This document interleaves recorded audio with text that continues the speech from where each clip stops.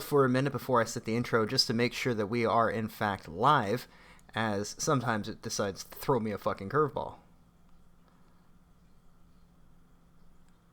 Looks like we're live and in the feed.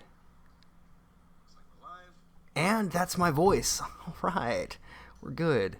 Hello everybody, welcome to the Midnight Show. It's been a few days. I apologize for the lapse in streams and content. Got tired of talking about the whole redacted thing. But I had enough going on tonight, things that I saw worth talking about, that I figured, hey, we'll fire up a stream, we'll talk about some shit. So I'll be back in about maybe 4 minutes, a shorter intro tonight, but I will see you guys very shortly. When you go out to eat, you deserve to eat in a world where the good old days aren't just the good old days. At Papa John's, we seek to bring pizza pride worldwide. With 14 ingredients and 88 years of service, the Papa John's family wants to bring our pizza pie of purity right to your home. Better people, better pride. Papa John's.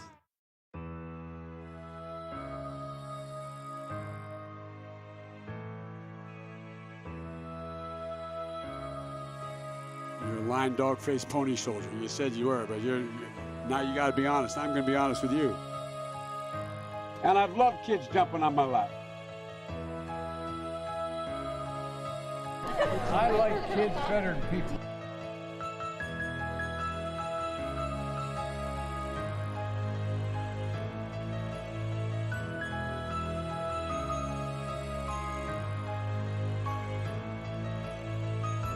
Wait. That's why we Do you know who I am?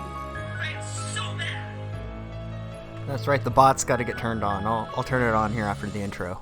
Your appointment to FEMA should be finalized within the week. I've already discussed the matter with the senator. I take it he was agreeable?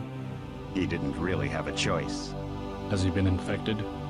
Oh yes, most certainly. When I mentioned that we could put him on the priority list for the ambrosia vaccine, he was so willing it was almost pathetic. This plague, the rioting is intensifying to the point where we may not be able to contain it. Why contain it? Let it spill over to the schools and churches. Let the bodies pile up in the streets. In the end, they'll beg us to save them. I've received reports of armed attacks on shipments. There's not enough vaccine to go around, and the underclasses are starting to get desperate. Of course they're desperate. They can smell their death, and the sound they'll make rattling their cage will serve as a warning to the rest. I hope you're not underestimating the problem. The others may not go as quietly as you think. Intelligence indicates they're behind the problems in Paris. A bunch of pretentious old men playing at running the world. But the world left them behind long ago. We are the future. We have other problems. UNATCO? Formed by executive order after the terrorist strike on the statue. I have someone in place, though. I'm more concerned about Savage. They relocated to Vandenberg. Our biochem corpus is far in advance of theirs, as is our electronic sentience, and their ethical inflexibility has allowed us to make progress in areas they refuse to consider. The augmentation project? Among other things, but I must admit that I have been somewhat disappointed in the performance of the primary unit. The secondary unit should be online soon. It's currently undergoing preparation and will be operational within 6 months. My people will continue to report on its progress. Necessarily, the primary will be terminated. We've had to endure much, you and I, but soon, order, a new age. Aquinas spoke of the mythical city on the hill. Soon, that city will be a reality, and we crown its king. Better than kings. Gods. Good evening, everybody. Welcome to the Midnight Show. It is April 28th, 2020. Oh my, how the years just flow on by, just like water down the waterfall. Let's turn on that stream bot so you guys can indulge in some of the greatest virtues that online streams can indulge in. You can battle each other. You can play some lines or sound bites. I have crowned this soundboard the people's soundboard. Bill Gates, Bob Page. You know, I didn't expect it to predict this much, but oddly enough, Deus Ex predicted this, but Q did not. There we go. Yes, and the audio was a little low. I start off with the audio a little low because I'm never sure when the stream bot is going to kick in. So anyway, with that, there are literally no photos of Tim Pool without his hat. If you've seen pictures of Tim Pool without his beanie, that's not really him. That's an impersonator. Is it the same Stream Me Wild Smile? Yes, that would be me. I missed the Stream Me days. Those were some good times. We had a lot of good times over on Stream Me. Fucking touch me? So anyways, welcome everybody. We have a bit... Melinda is... Everybody here having a little fun with the bot. It's been a few days. Everybody's getting their fill in. Don't forget, ! Greta gets a how dare you. And now we have a new function with the stream bat. The stream bat. So, mods, people who have been endowed with the wrench, say I'm muted or my volume's too low or too high. There is an audio cue specifically designated for the mods in case I mute myself. Look at that. That would be exactly ! Boomer.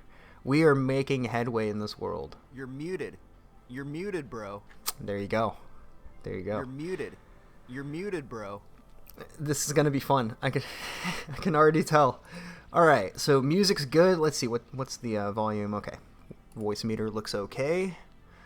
Tonight we're going to be talking about Disney a little bit, albeit not too much. We'll also talk about some getting Twitter accounts locked for sharing a screenshot of their Twitter post. We also have the Pentagon releasing 3 UFO videos, so UFOs are officially canon.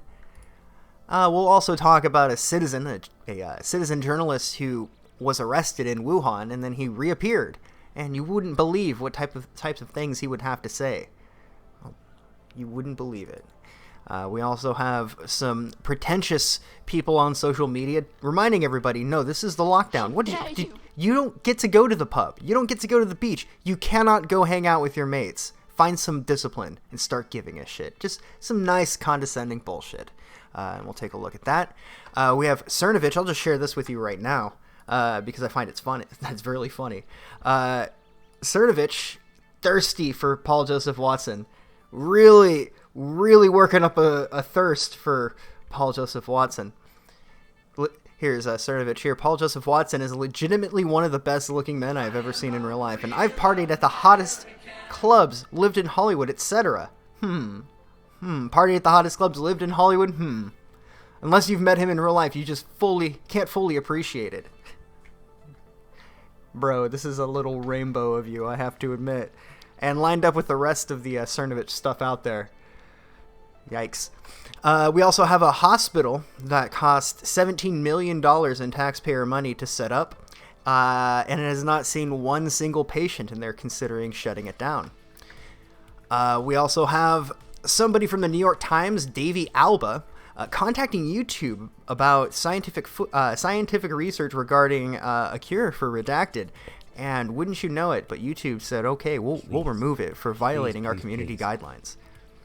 And this person is also on a crusade, seemingly, of removing what is deemed by them and solely them. Remember, they are the law. They are the judge, jury, and executioner.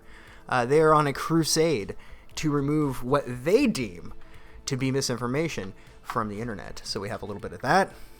We also have a video of a 5th grade school teacher telling students who were out in the field playing football, quote, I hope both of you get redacted. I hope of you both die a long, painful death. So even 5th grade teachers being reduced to a puddle of hysteria after buying all of the fear porn that has been peddled to them for the past 2 months.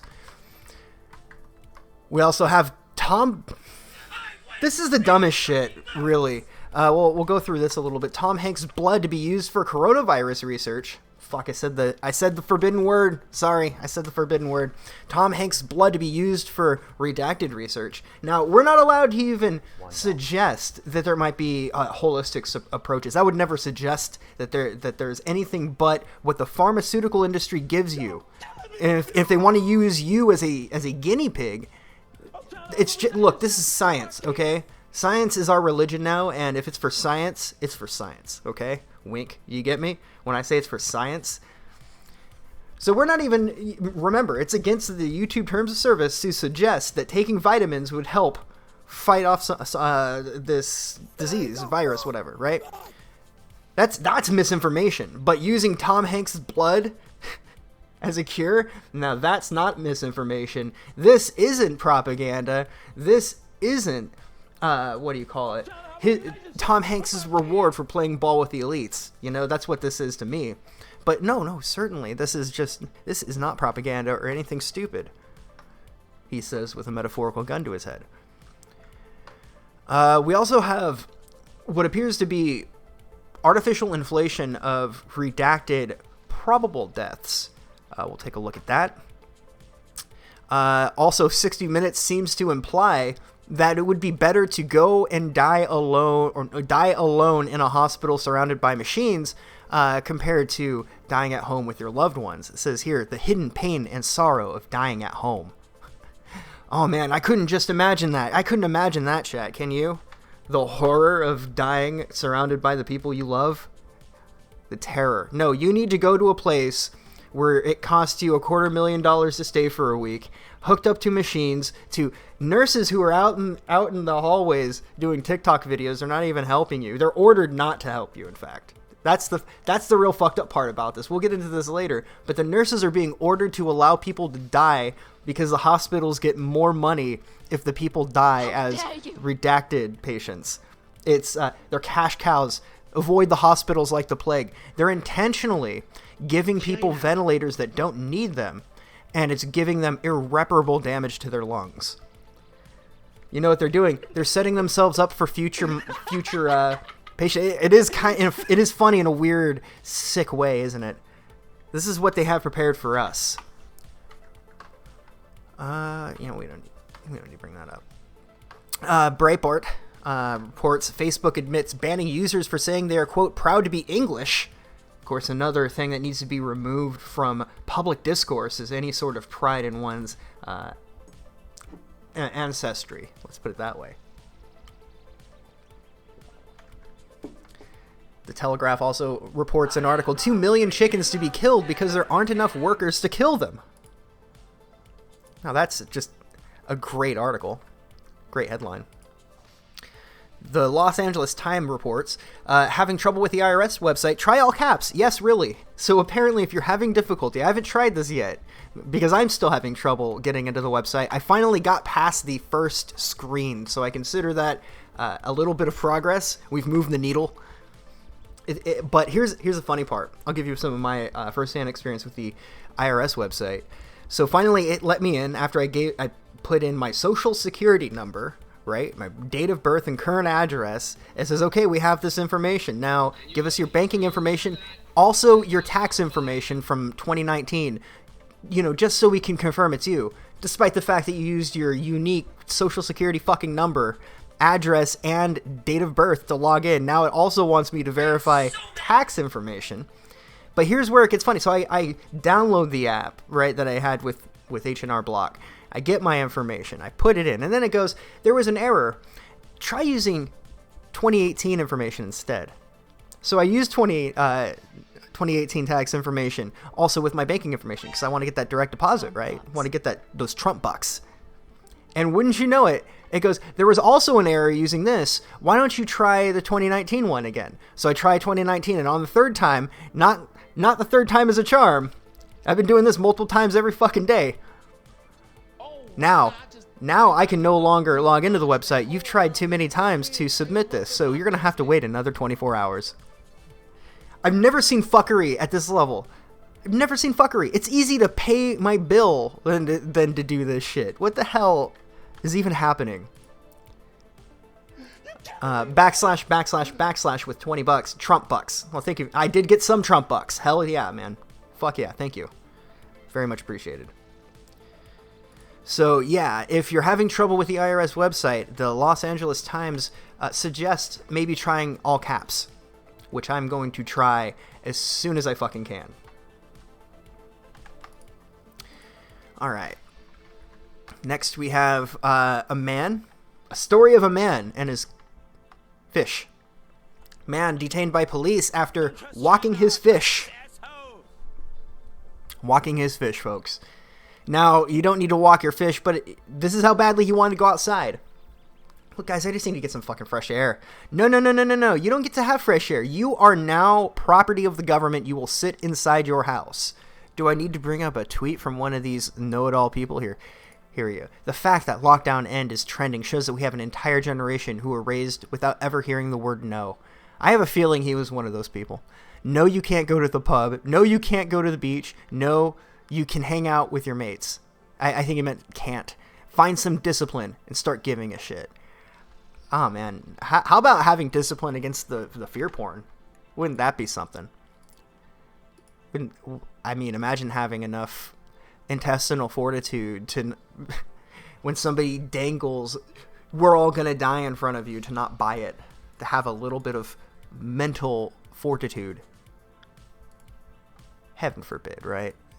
Heaven forbid. It ain't Trump bucks, but here is some money from my Grubhub job.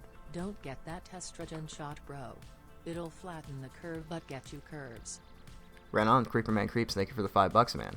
You know it's better than Trump bucks. It's chat bucks. Chat bucks better than any other kind of bucks. I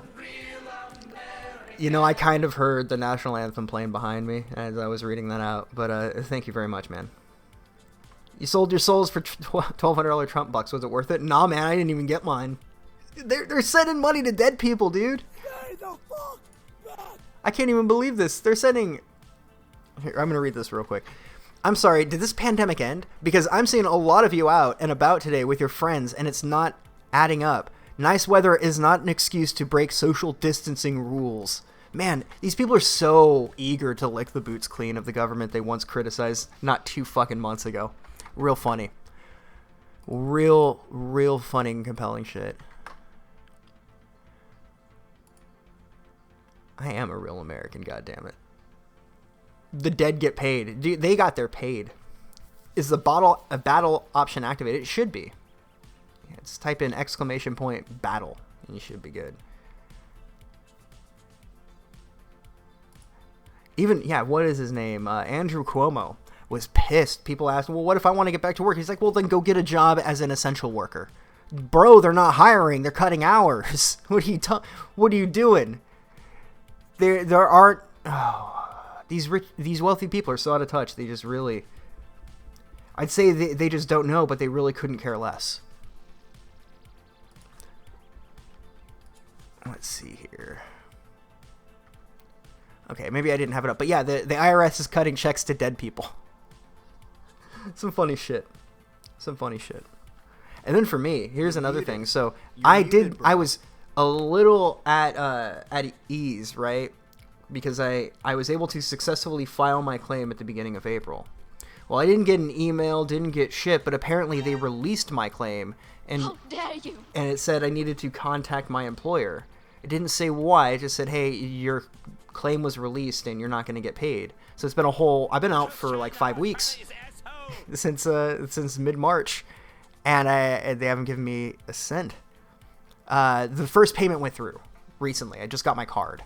So I haven't gone to use it yet, but as soon as I got that card, then it's like, oh, well, your claim has actually been released. What the fuck does that mean? So I call my employer, the HR office. He says, let me go into this for you. Let's see. He goes, yeah, I don't see why we didn't file anything like this, and you're not a farm worker, and he was going down the list. He's like, none of these apply to you, so I don't know, maybe give them a call. And this morning when I logged into it, now it had the option for me to refile. So I feel a little more at ease that I was able to refile, but really consider how many hoops they've had. Don't forget me, forget the self-pity aspect of this. Think about this for a second. How many hoops they had to have a guy jump through because they shut down his job and made it impossible for him to earn a living. I mean, it's not just that it's me that I find it's bullshit. It's just bullshit all around. It is disgusting. That's exactly right. They were supposed to have our backs, and this is the third fucking time in a row the government's failed me. when they were supposed to step up, when there was nobody else that could have stepped up. This is the third time failing me. And wouldn't you know it, all three of those times, Orange Man was in charge. And no, it wasn't his fault, but some of this was his responsibility. And I'll say this much. Despite me liking Trump, at least parts of him, I like how straightforward he is. I like the fact that what you see is what you get. I like how much of an asshole he is at these journalists that people besides him are too often too afraid to call out. Obama sent out checks, a stimulus package when he was president. How long did that take to get to your pocket, folks? Did it take this long? It didn't take this long for me. I mean, maybe it was because I had a job at the time, but yeah, let's see. Battling should be set up here. There we go. Free for all and duel is now activated. But yeah, it's just been a showcase of how out of their element they are. So, with that, let's start off with our first story here. Disney. I was about to say China. Same fucking difference, really. Disney posts this. Celebrate the saga. Reply with your favorite Star Wars memory, and you may see it somewhere special on May the 4th. And then here it says, by sharing your message with us using hashtag May the 4th, you agree to our use of the message and your account name in all media and our terms of use here. So they're probably going to feature some of these tweets in something they made, right? Something they were going to promote. However, it just comes off, knowing Disney, especially knowing Disney, it makes it sound like, oh, your tweets are our property. If you use the May the 4th hashtag, you're our property, or your tweet is our property. And the idea of trying to make a binding terms of service based on sending out a tweet is a bit ridiculous. But I threw together this little thing here. Let's see.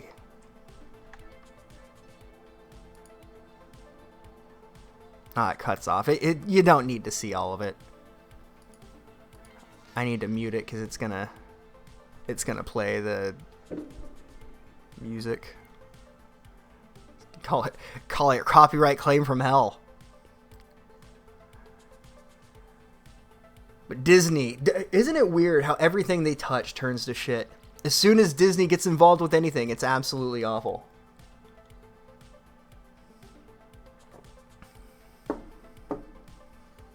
You know what the funny thing is, Creeper Man Creeps, is I'm using my stimulus money to pay the IRS taxes for last year's money. It's just robbing Peter to pay Paul. I've never really thoroughly appreciated that until now. Nice little May the 4th message. May the 4th be with you, always. This belongs in a museum of modern art, and it's a picture of the tweet that they sent out, and then this person getting DMCA'd on Twitter for sharing that tweet. So Disney, they're not fucking around. They're like, no. Just because we posted this to Twitter doesn't mean it's public. Hey, that's exactly what it means, bud. That's exactly what it means. Well, now that we're on talks of things like Disney, let's talk about Chinese government, because they're practically the same thing. A Chinese citizen journalist who filmed his own arrest in Wuhan just reappeared online. Before his arrest and disappearance, Lee posted videos from crematoriums, virology labs. Is it just virology or is it virology? Virology. Virology labs and funeral homes inside the lockdown zones.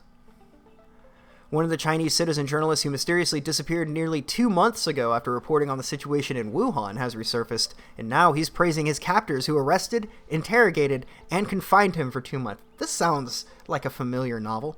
In a 6-minute YouTube video, Li Zehua praises the security forces who kept him in quarantine for a month for acting in a civilized way. Well, this is starting to sound way too familiar. The video, posted Wednesday, shows Lee standing in front of a white background talking to the camera. He's quoted as saying this: "In the whole process, police officers enforced the law in a civilized way. They really cared about me. They ensured I had enough break time and meals. Lee concludes by saying he is now with his family and planning for his future, adding, "May God bless China and the people of the world unite." That last part. Whole about uniting globally. Definitely not a hostage video. Well, maybe they broke him psychologically. Maybe it's, like, didn't that happen in 1984? I know it happens in Brazil. They break his psyche and make him a puppeteer for the state. That's the true death.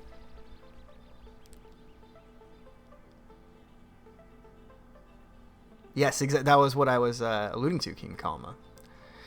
Yeah, it's really like the last part of 1984.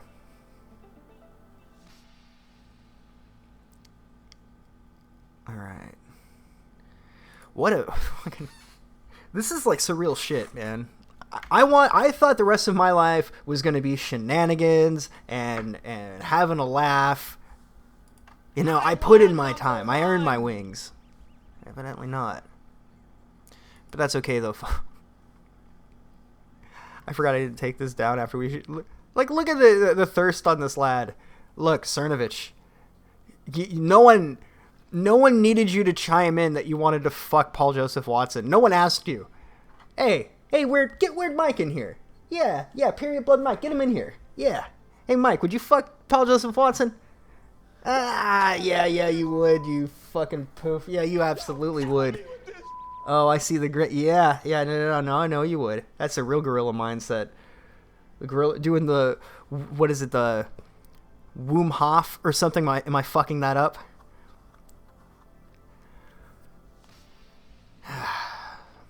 Cernovich. Is he still relevant? Not really, but man, bro, no one needed, like, if somebody brought you into the conversation, that's one thing where you'd be like, yeah, I mean, he's a handsome guy. What do you want me to say?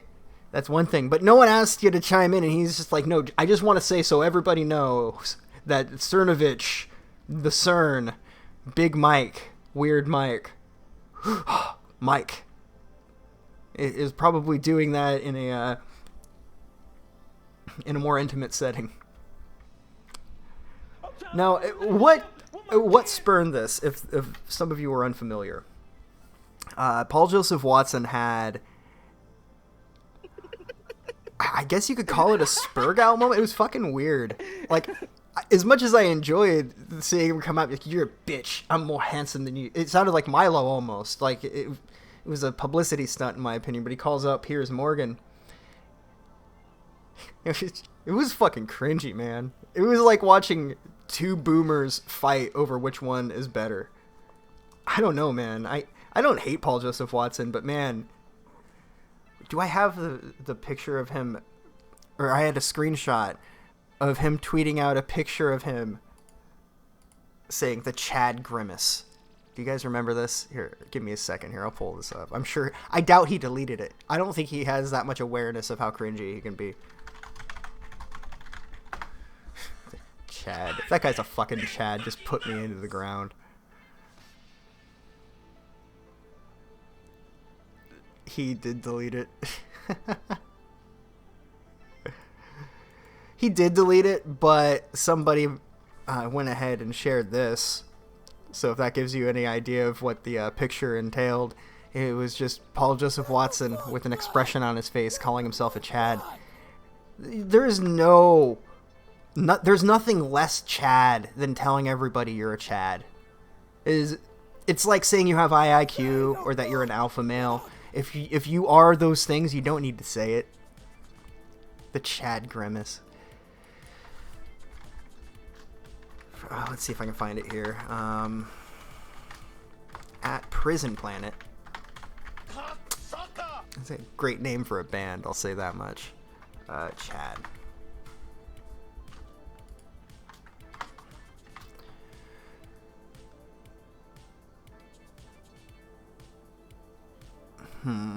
Yeah. Oh, yeah, here it is. Here it is.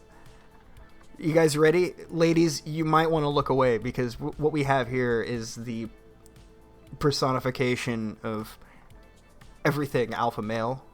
It is the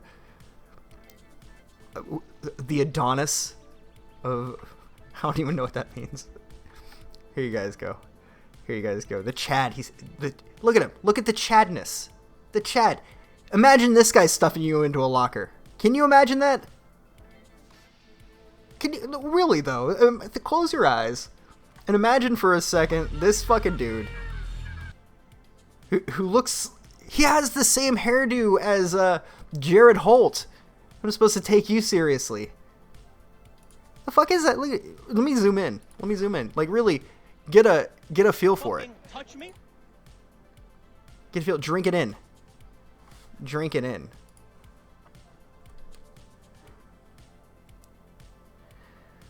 I'm bigger than... I'd hope so, man. I'd hope so. So while I leave that on screen, I'm going to go get myself another cup of coffee. And we got a few more things. I got a lot of shit to talk about tonight. We might go on a little late. So hang back for a minute. I'm just going to go and caffeinate my lovely self. Get some coffee. Oh man, those Last of Us 2 leaks, eh? How about those Last of Us 2 leaks?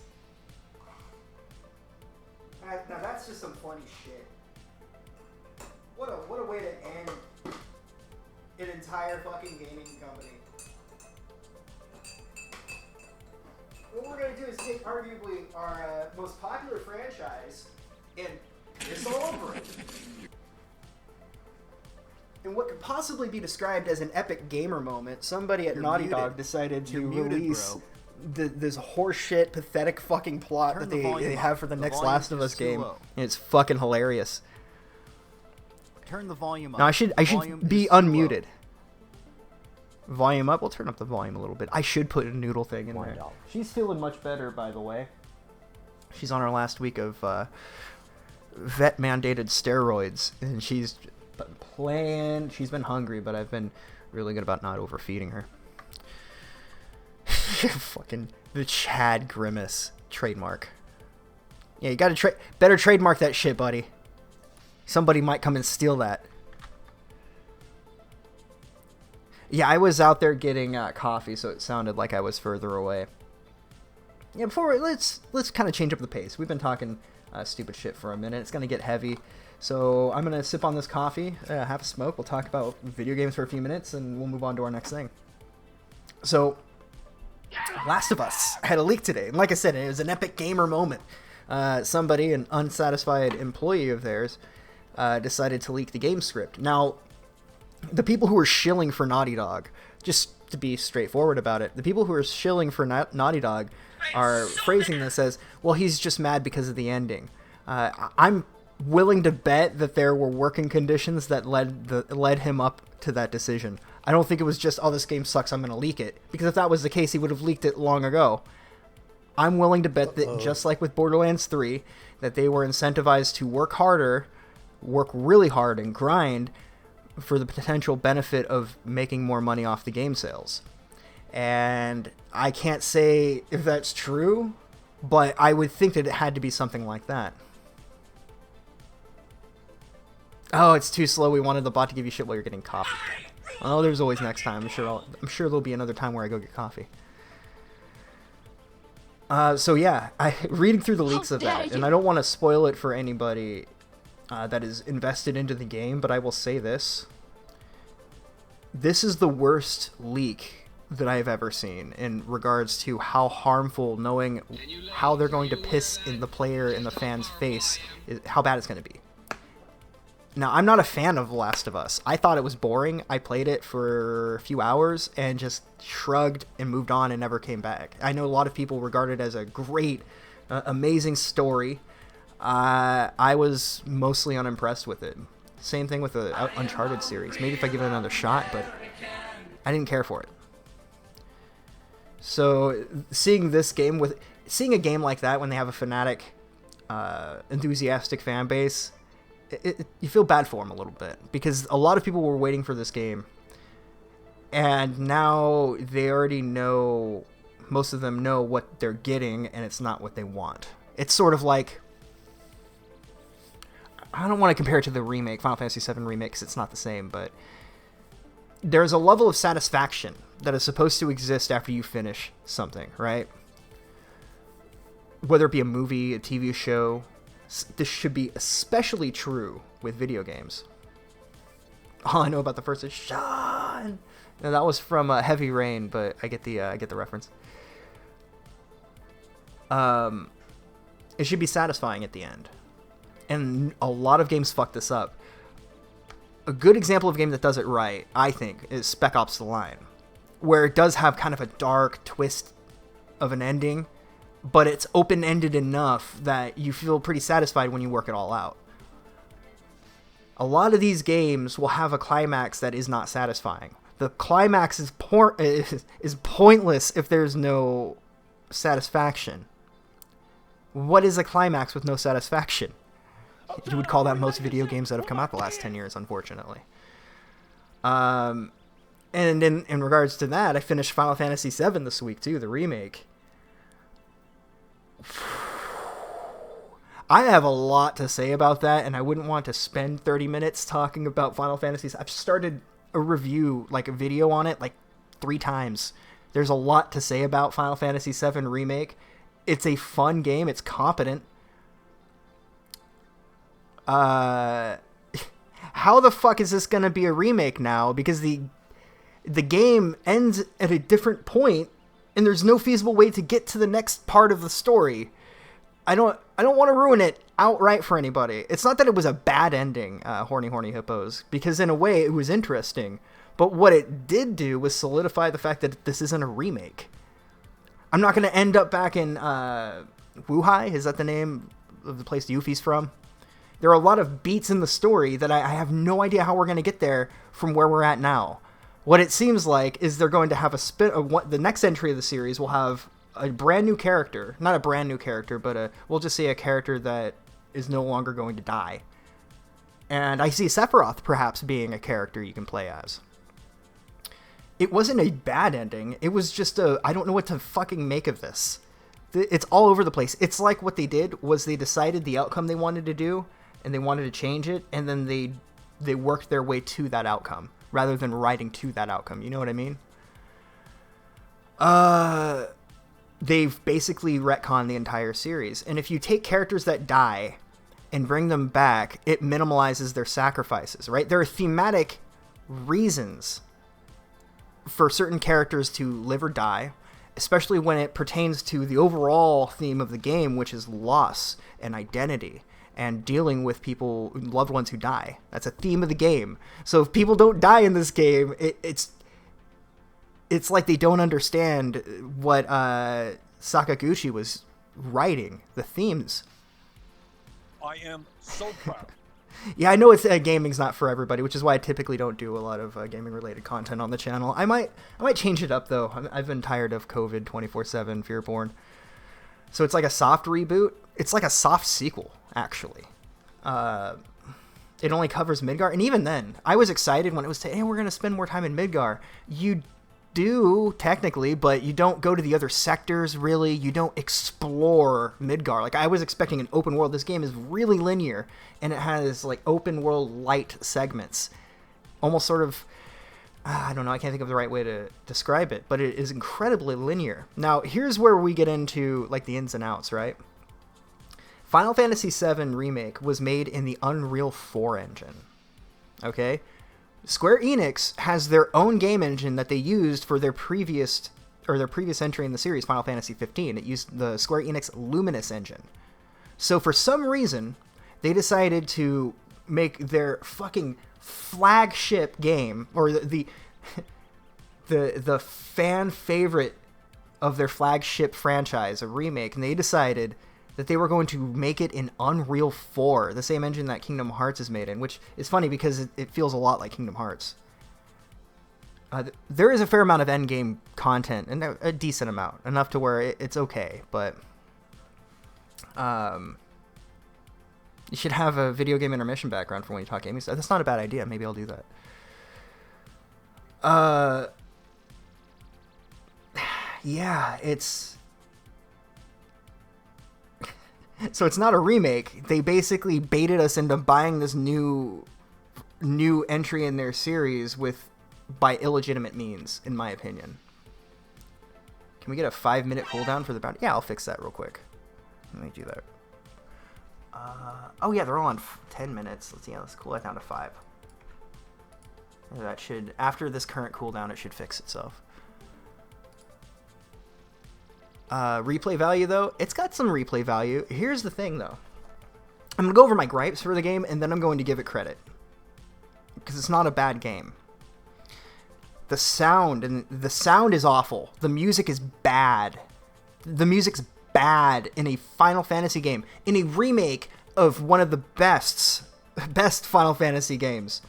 The music sucks. Nobuo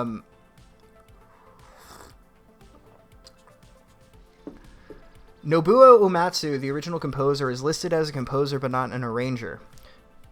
The 2 additional people that are also composers are arrangers, leaving me to believe that Nobuo Uematsu had nothing to do with the music in this game. They just used the music that he made for the original, and they did like a cover of it. So there was only like, I'd say 8 or 9 tracks from the original game that was remixed, and it wasn't even good. It sounds like OC Remix, Final Fantasy VII Remix, or Final Fantasy VII music. You can find better cover music out there. On top of that, the loops are really short. So play Final Fantasy VII, get to any screen, and let the music loop. You've got about 2 or 3 minutes of music that loops over. In Final Fantasy VII Remake, it's closer to like 15 to 30 seconds. It still just sits there and loops the same thing over and over. It reminded me of playing Dragon Ball Kakarot again. So the music sucks. There are many parts of the game that are padded out by moving slowly, by making you not able to run. So you have to slowly walk to one end of the map. Or, oh, there's some debris in front of you, so we're going to use a pre-made Unity asset animation to squeeze up behind the debris against the wall. Too many times like that. Get that shit out of here. This serves nothing but to pad the game time out. This is filler. Get this out of here. That's how I felt about it. That having been said, if you're a fan of Final Fantasy VII, you love the characters, this is a decent game. The writing is good. The character development is fantastic. The atmosphere is great. But beyond that, everything else I just listed, shit. Oh, the combat's fun. I like the combat. Hey, Davey, welcome, man.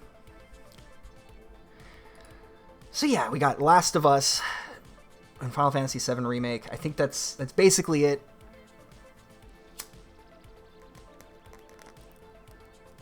Alright. Get the fuck back! Get the fuck back! I can't stand turn-based games anymore. Yeah, I will say that Final Fantasy VII Remake is less turn-based. Like, some of the characters are downright fun to play as. Have I played Neo 2? I haven't. I played the first one, though. I did light a cigar. I meant to do that a minute ago right after getting my coffee, but I got How dare you! caught up in talking about all this game stuff. Oh, and then, yeah, we could talk about the Doom Eternal soundtrack briefly, too, before I get into this next thing. What's the next on the fucking Paul Joseph Watson. Get a load of this. Get a load of this, Davey.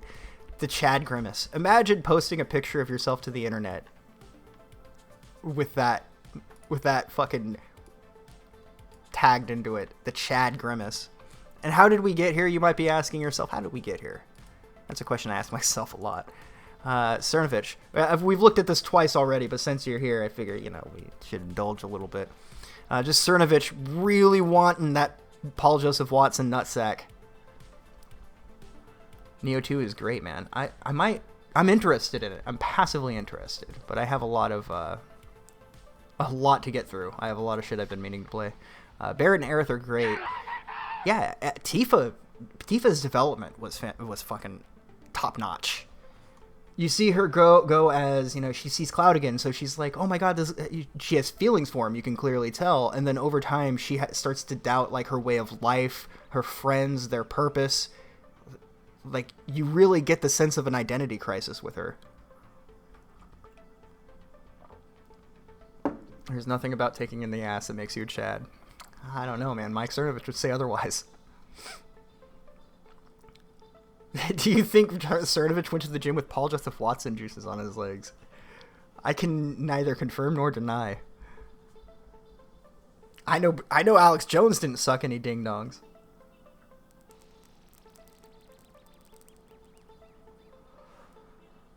Alright. Jesus Christ, Cernovich. What is up with this group of people? They're like the weirdest dudes.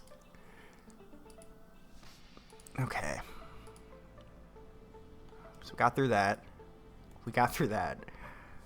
But we didn't get through this. Pentagon releases 3 UFO videos taken by U.S. Navy pilots.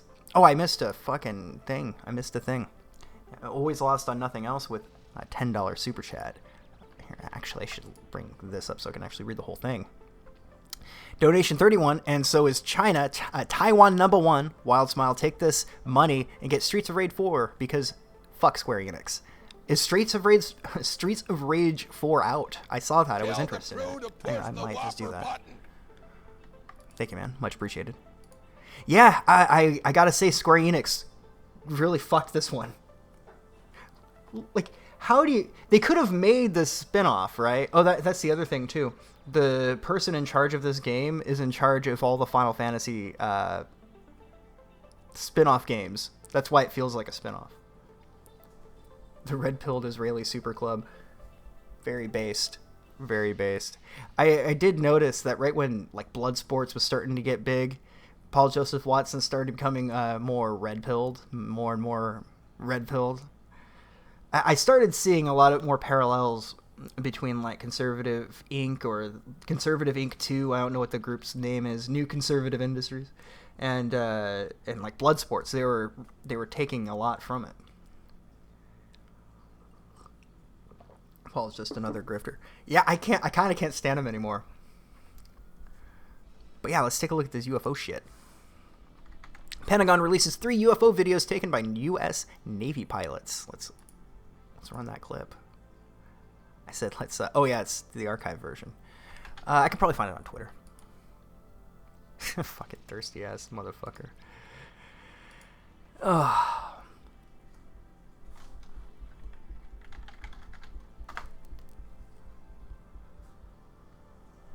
Get the fuck back! Get the Here we are. back! That's not LNS though, is it? It's not. It is LNS. Now I don't know what that is. There's like that thing. It's rotating. You know, guys, it kind of just looks like a weather balloon to me. Don't you guys think it's just a weather balloon? Look at that thing. It's rotating. That is an experimental craft, sir.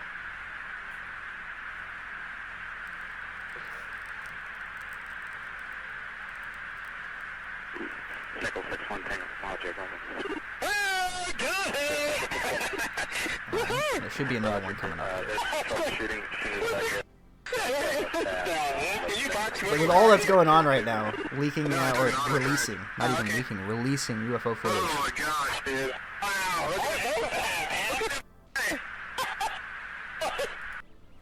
All right, UFO.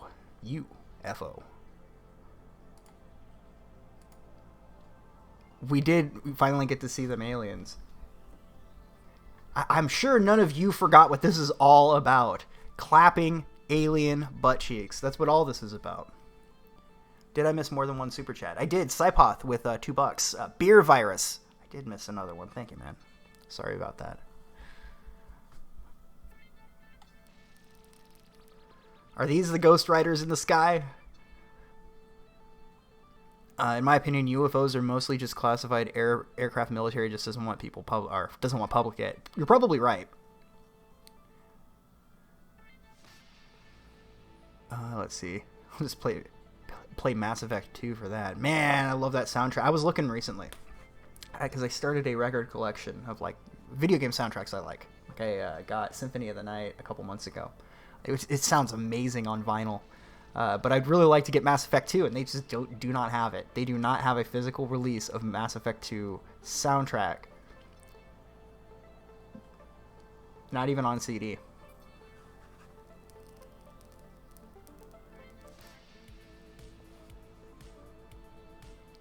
$1 billion aircraft, $5 camera. Yeah. Isn't that weird? They don't even have like cell phone cameras on there.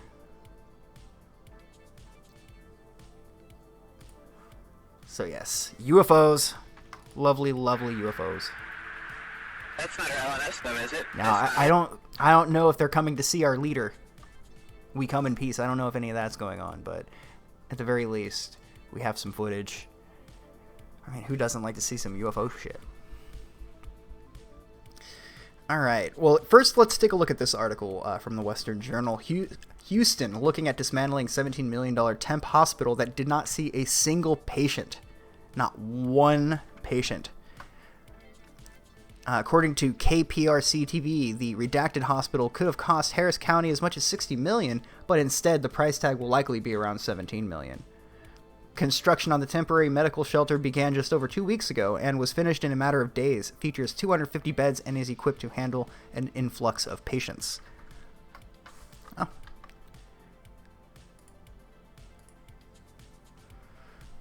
Jumped a little bit there. But yeah, they have not seen a single patient. Some of you might have heard about this, but there seems to be,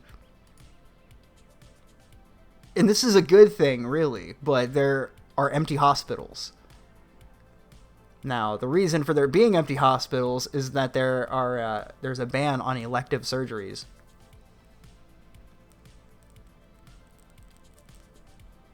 So because of this, nurses, medical practitioners, they have all the time in the world to make TikTok videos, to stand out in traffic and remind everybody how important they are. You need to be social distancing. I don't believe for a second, by the way, I still don't. I can bring up something that'll back this up. Hold on. This isn't just intuition anymore. That's right. I forgot. I almost forgot. Oh, this is going to be fantastic. So you've been seeing this, I'm sure. Heroes. Real heroes.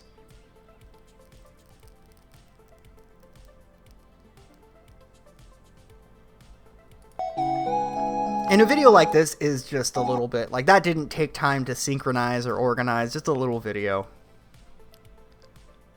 But here's where things get interesting. Hi. So y'all can see, what's this flag say here? It's definitely not, oh, they're staging, I'm glad I got this, a stage media off, look at that, staged on Facebook. Oh, what, you're walking away now? Why are you walking away, bud? We're giving you the press you wanted. They just staged one of those medical. Did you guys see that? Did you guys see that? Look.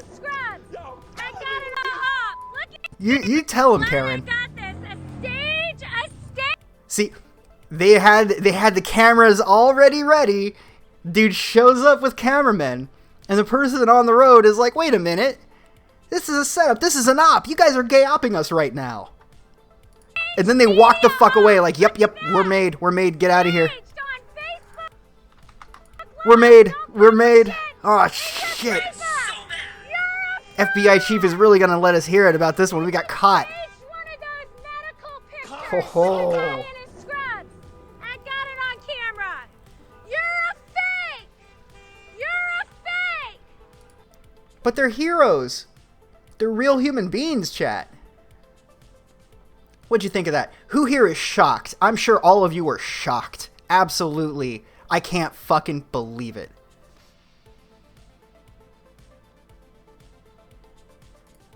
Oh. Yeah, her voice is a bit grating, I'll be honest.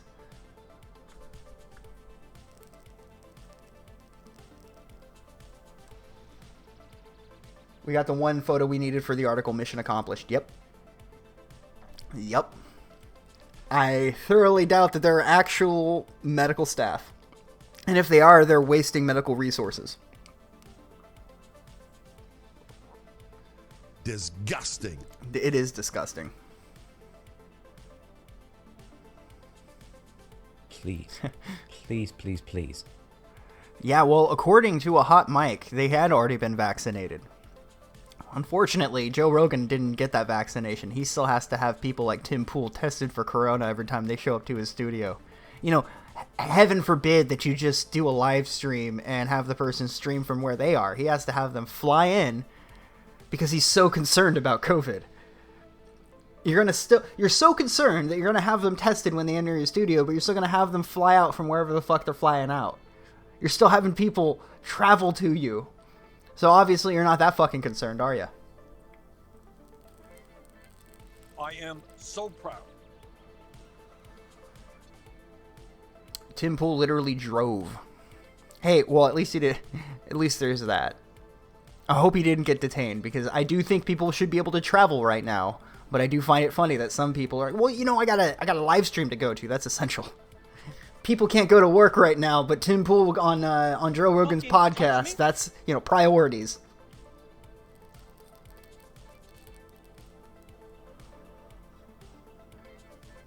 Tim got frisked? Oh, I'm sure he did.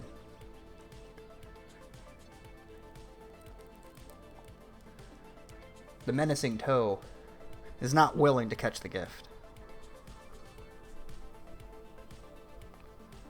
Am I being detained? I bet you he asked that too.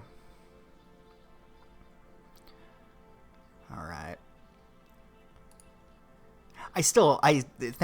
Big shout out to, what is it, Rogan O'Handley. I've never heard of this person. Roosh shared it out. It's the only place I saw it. But you would think this video should be on Tucker. This video, if they actually gave a shit, if they're not just playing different teams, if it's not all bullshit, this should be on Fox News right now, but it's not, is it?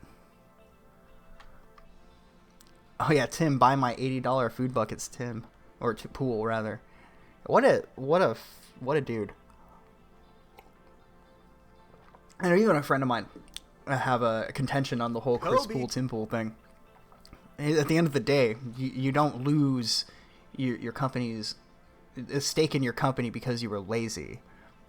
Now going to another state and starting a new, that's a whole nother cup of tea that I don't know the legalities of, but I don't need to know the legalities of something to go, well, that's bullshit, and that's a shitty thing to do to anyone, let alone your own fucking blood, your brother. So yeah, I have nothing good to say about Tim Pool, honestly. Oh, no, I do have something to say. He puts his YouTube videos out very consistently. He puts out content. Yeah, he probably not the best content, right? But he does put out videos consistently. If you could call that work, he's a workaholic. But that's about all I had to say. All I have good to say about him. Maybe they just hated each other before. It could be. It could be. But even after hearing both sides, it was a shady thing to do. Even though I know I didn't hear directly from Tim Pool, but we heard from Tim Pool through the quartering or through Tommy C. We did hear what he had to say because they took everything he had to say as gospel. And Tim Pool alleged that his brother abused his dog, we must secure the or through Tommy C anyway. So just at the end of the day, I no respect, no fucking respect at all. Reading article pays big bucks. I mean, I don't know what, if I could muster the fortitude to do that every day, I probably would do better myself, but I don't know, it's just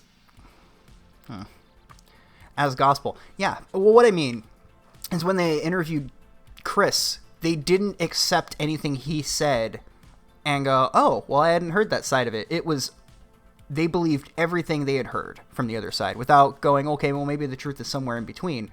What about this, Chris? What's the truth beyond this?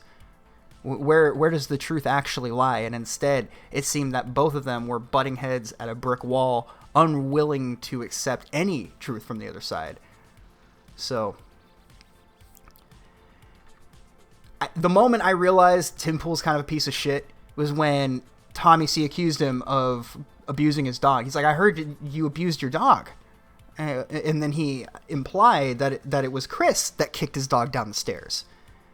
And that it was Tim Pool that gave him the money to fix it. What a good guy. And because he's such a good guy and he's so against animal abuse, he then threw out his brother onto the street with his dog that he was abusing, quote unquote, and then stole his company from him. I don't know, man. That sounds like a lot of shady bullshit. Even if I take you at face value, Tim, that's shitty. That's fucking shitty. I'd fucking never do that to family. I wouldn't even do that to somebody I didn't like. He did that to family. Fuck him. No honor. No honor. Forgotten the face of his father. Wouldn't piss on him if he was on fire, and I enjoyed pissing on people. Is there a scoreboard for the challenges and fighting? Not that I know of. Not that I know of. Tim Pool never covered this. Why? I know, right? Something regarding the character of somebody that produces media. It is important in the grand scheme of things. What I found more interesting was that there are people willing to go to bat for him and then not accept any other perspective except for the one that Tim told them. And again, publicly accusing your brother / business partner or former business partner, fuck it, just your family, accusing them of abusing their animal, that's a big fucking deal. And they just kind of shrugged it off. Like, after that accusation, no one really pursued it anymore. It's like, well, wait a minute. You just alleged that this guy is abusing his dog, and you don't seem to give a shit about it, but you seem to give a shit about it only when it's used to paint this guy as an awful person. But you don't care to do anything about it when you could help. Yeah, no. Bullshit detector started immediately when I saw that shit. You see, because if it was me, if I was in Tommy C's position and somebody said that this guy had abused their animal, I would go, well, wait, maybe, are you sure? Do you have anything to back this up? Because I'm not going to publicly accuse this guy of this unless I have something, a report, anything to indicate that this is the case. Unless you, Tim, are personally alleging this. And if you are, you realize how cowardly it is to send off two of your friends, but really business associates, to run defense for you. And then accuse your brother of being an animal abuser. I keep reiterating that because it is really fucking unethical to do. You didn't even have the balls to say it to his face. The Quartering is the cancer of YouTube. Don't give cancer a bad name now. No, I don't think the Quartering is a bad dude, but I sure as hell don't think he's a good guy. I am so proud. I enjoy pissing on people 2020. No, what I would say is if I did enjoy pissing on him, I still wouldn't piss on him even if he was on fire. Even if I really had to go. No fucking respect. I don't respect anybody that treats fucking family like that, and I sure as hell don't respect anybody that treats anybody like that. Especially family. You're gonna fucking tell the public your family abuses their animal, offer no evidence, and we're supposed to buy it, and then they just let that sit there in the air. They just let that sit there in the air. Anyway. What's a good replacement for article readers? That's a good question. I don't know. There's always a market for it, I guess. But yeah, I'm doing okay, all things considered.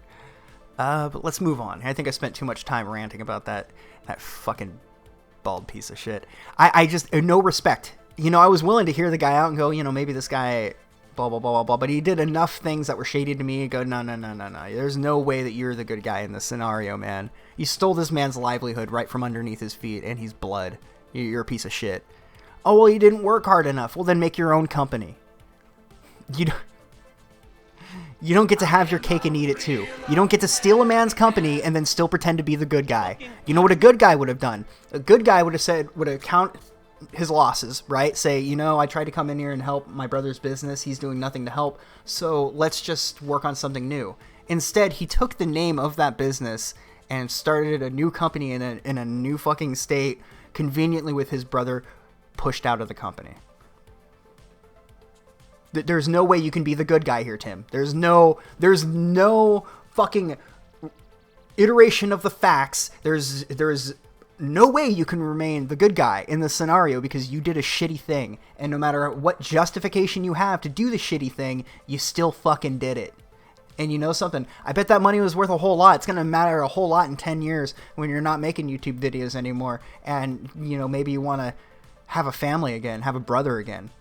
But you ruined it because you needed that money so bad. Because, you know, you had to prove to everybody that you work hard, that he's lazy, right? That's what all this is about, really, at the end of the day. Proving that he's the lazy one and you work super, super hard. So it doesn't even matter. Yeah, like you say, to Zench, whether he took the company or not, at this point, that's irrelevant. He's still an asshole. He still did shit to a family member that I would never condone. even if they wronged you. The full wrath of Tim Pool. Don't fucking touch me. Alright.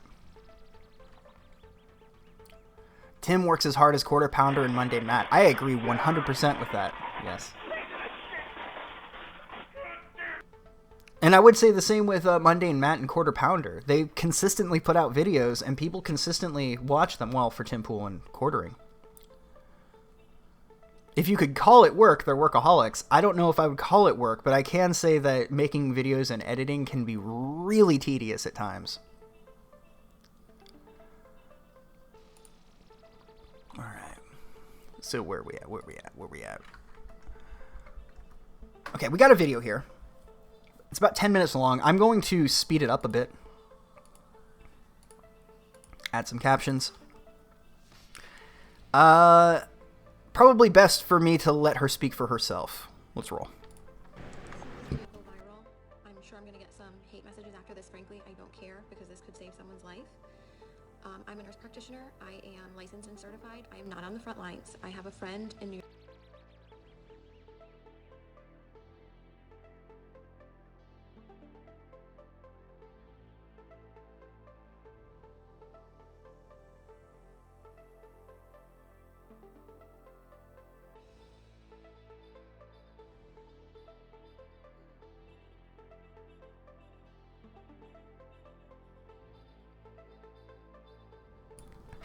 Sorry, I wanted to explain what I was doing, and I forgot to unmute myself for explaining.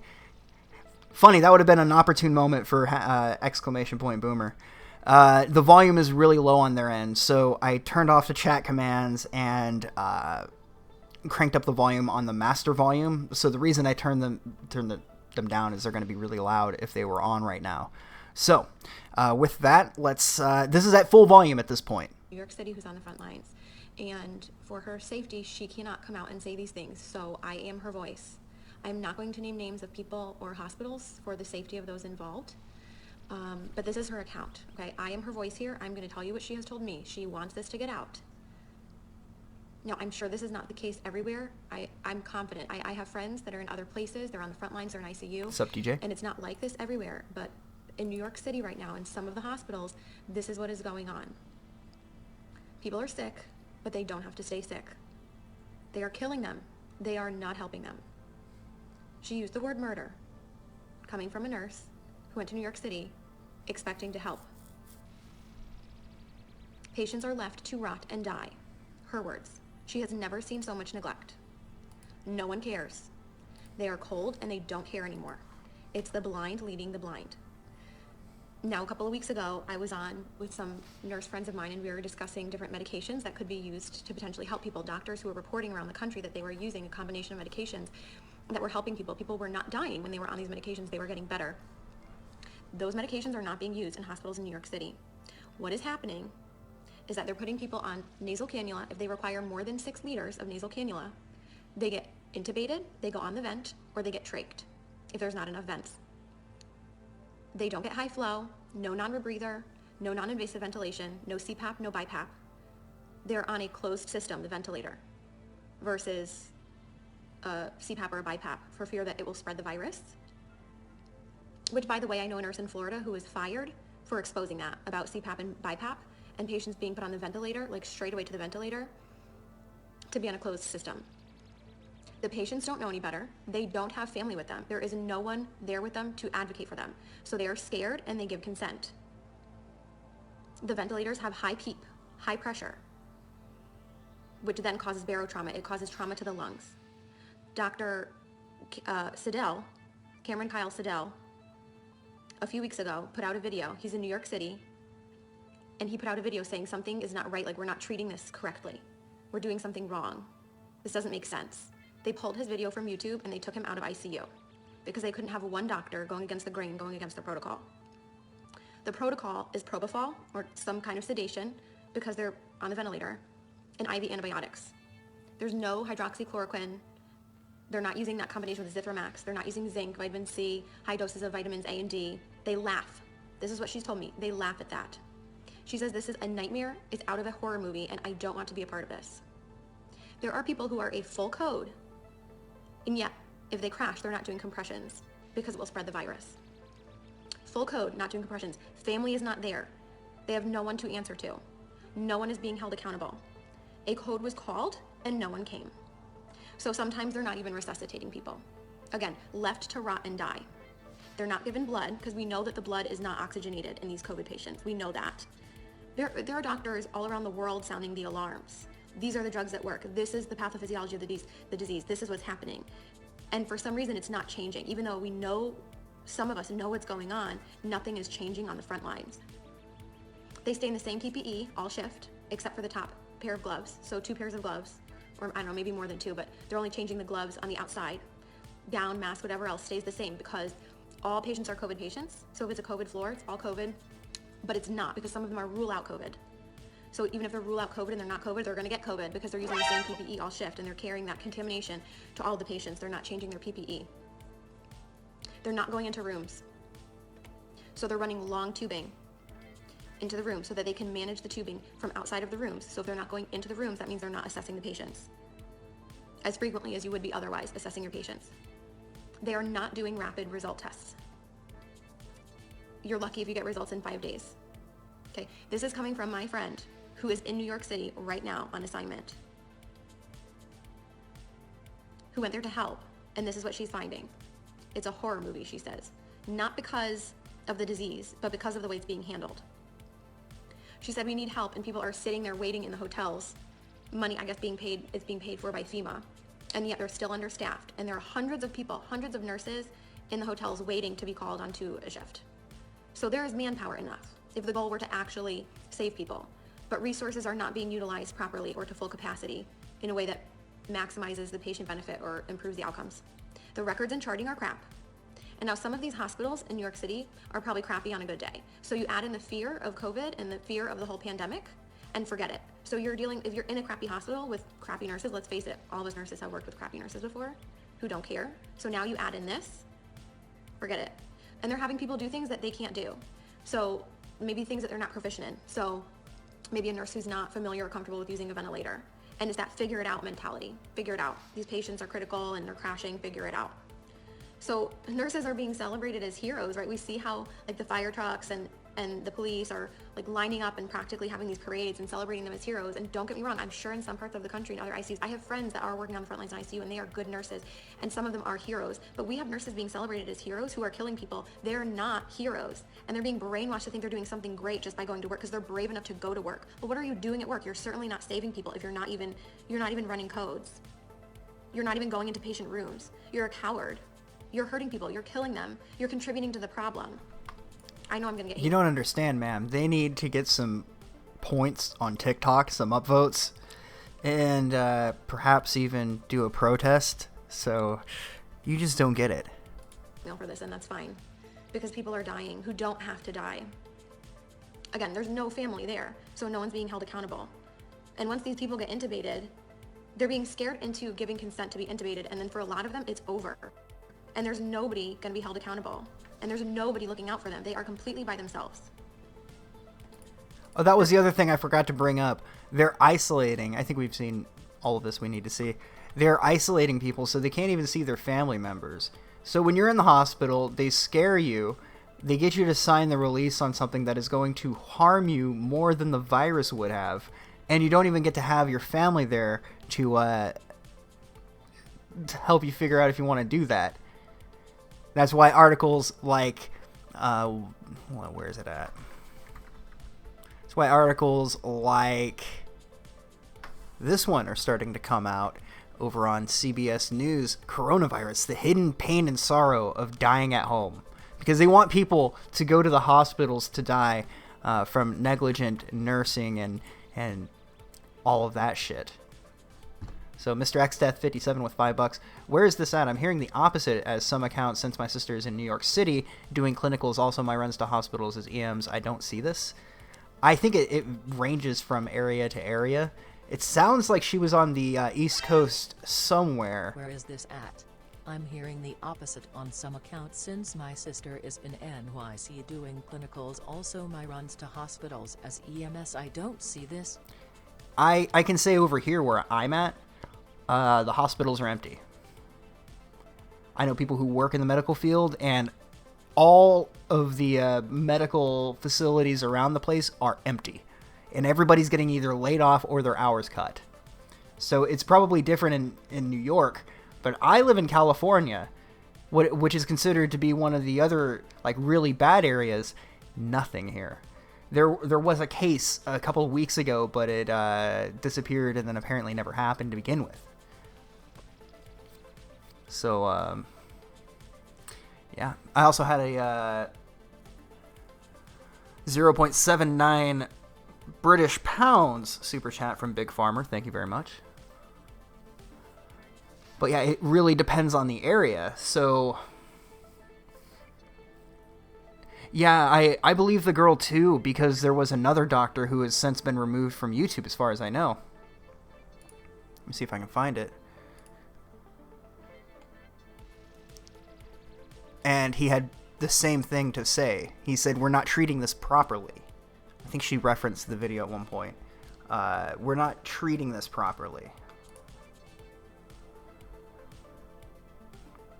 Oh man, Bagel Boss. I forgot about that guy.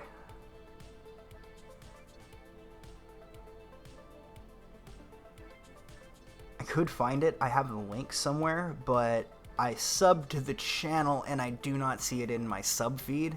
So I think they legitimately banned his channel, and he's a fucking doctor on the front lines dealing with the patients.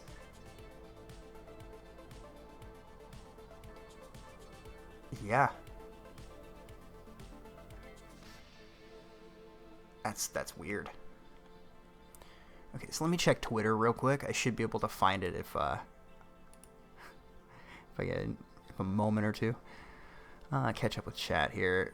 Thought that's classified. Oh, did you guys hear about the OnlyFans person that got fired? And a lot of people, there was a BuzzFeed article about it saying, oh my god, they're not respecting sex workers, but they didn't factor into the article, or they didn't even mention it, that she was actually filming some of her OnlyFans content at work.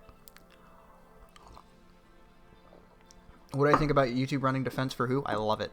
Are you kidding me? I've been waiting my whole life for that. I did not, Colby, but thank you, man. Thanks for sending me your energy. I mean, it's not like we're working, right? We could be working on a little something else. If you, that's the right word. Let's see. Yeah, I remember iDub said it doesn't affect your jobs at all, but it turns out he was the one that was misinformed. Strange, right? Yeah, we're supposed to respect prostitutes.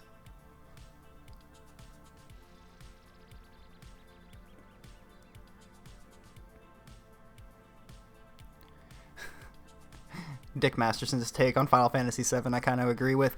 Final Fantasy VII was a great remake, but as a standalone game, it was complete dog shit. What the fuck was Kate Sith doing there, just standing up with his... I'll redact that part. Who is Sephiroth? That shit made no sense. 0 out of 5 Mickeys. Yeah, it took me like a day and a half, like 2 days, before I could really decide how I felt about it. Alright, hold on a second. I can't... That Joe Biden. That Joe Biden. Alright.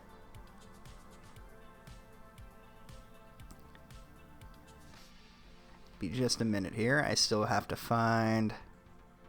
Is it this one?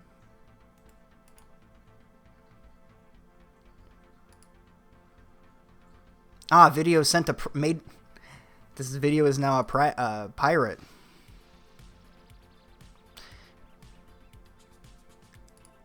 Wow, wouldn't you know it, chat, but I believe I prepared.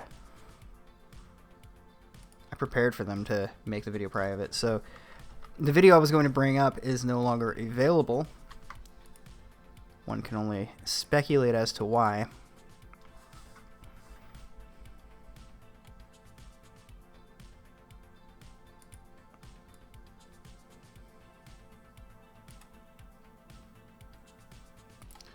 Let's see.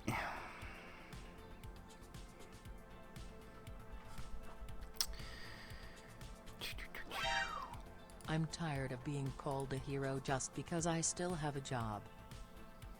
Thank you, Motorola 762 with $5. Tired of being called a hero just because I still have a job. We're all heroes, boy. We're all heroes, my boy. Yeah, I think most people are... They don't buy into a lot of heroic idol worship, so when they hear shit like these people are heroic, it has the opposite effect. So I think there has been a growing animosity towards medical workers. You know, you stand in traffic preventing people from getting to the store or going home. They're not going to be too happy with you.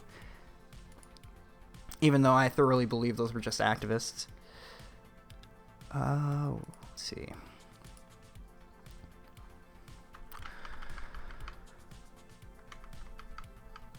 Maybe I forgot to download it.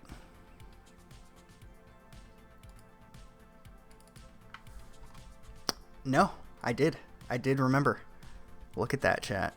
Look at that. So this video is now an exclusive. We've got the scoop here over on the Wild channel. This is Dr. Cameron.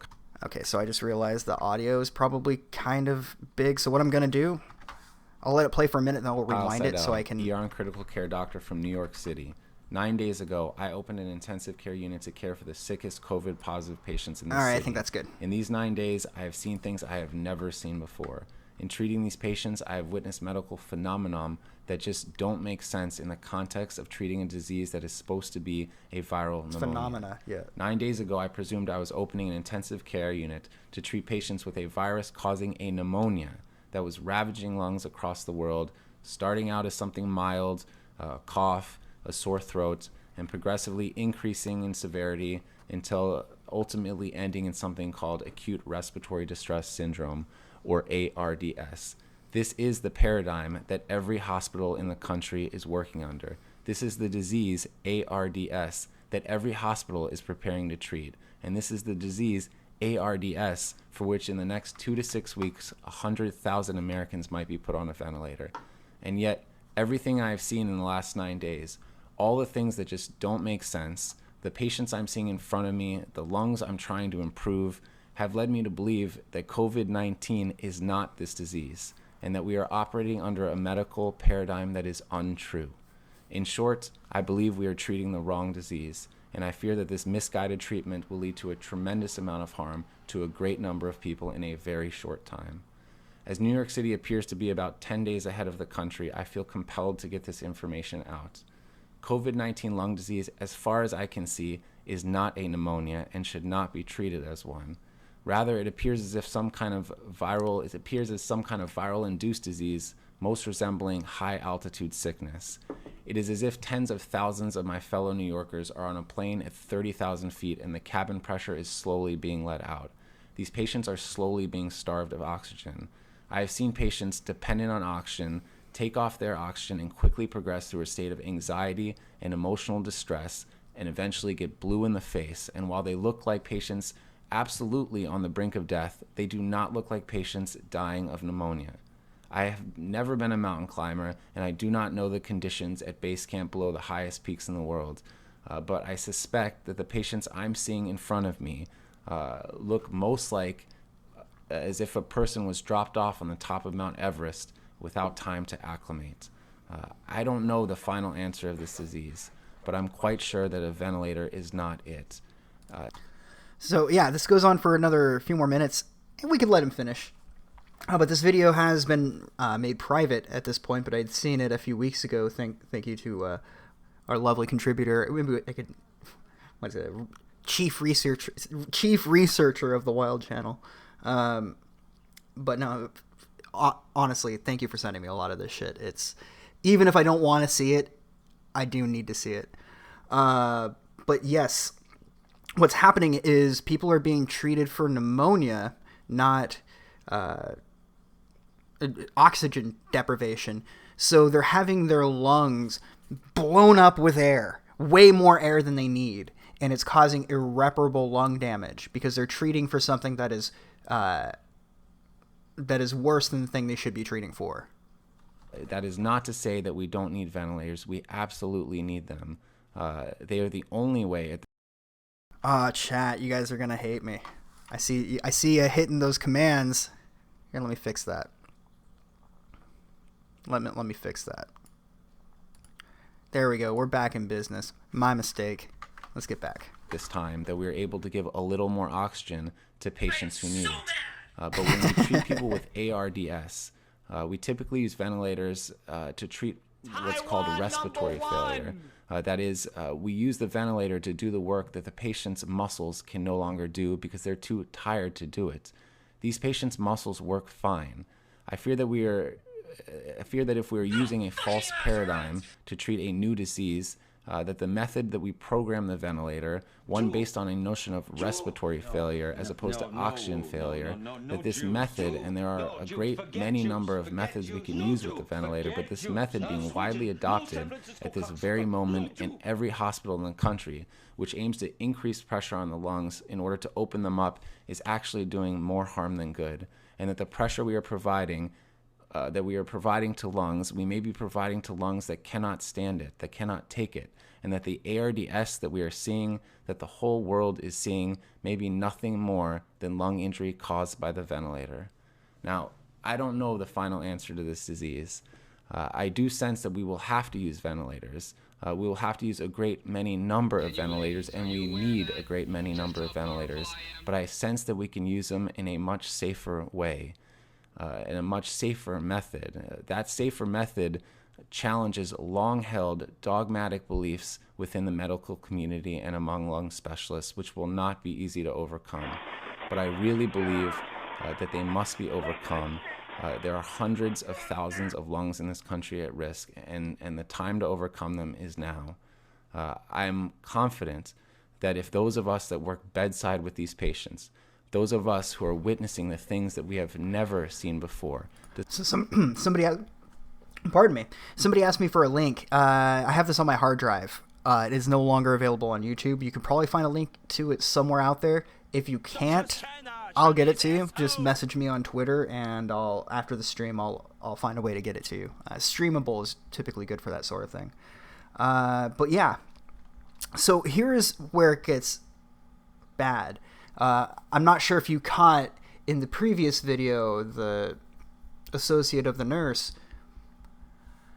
she alleges that the nurses are being ordered not to change or tamper with the oxygen dial, that these people are being told you have to run it at this level, even if it's going to hurt your patients. They're being ordered to inflict lifelong chronic lung damages to these patients they're supposed to treat.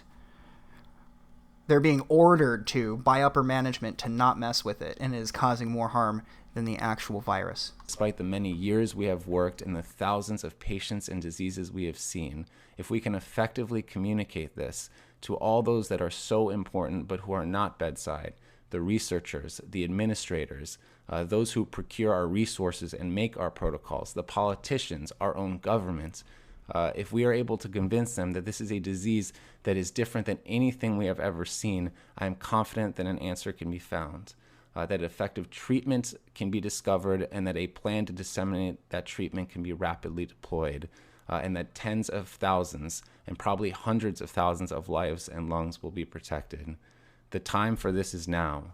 We are staring into a future in which a great many of our fellow Americans are going to suffer, not to mention people all around the world. For those who will not suffer directly from this disease, from the terrible human cost of this disease, for those who will not lose a family member or a friend, and there will be a great many number of people who will lose those close to them. But for those who don't, they are still going to suffer from the great economic cost of COVID-19. We are all involved in this future. So I urge you, for those of us, if you are out there, for those who work bedside, I urge you to speak up. We can change this. I thank you all for listening. All right. So that ends that video there. So it kind of lines up a little bit with what the other person was saying. It makes sense to me, at least. Who's ready for some memes? Oh, dude. Hell yeah. Benny, the meme lord, Johnson. Fuck yeah. Oh man, I didn't realize I was so ready for some memes.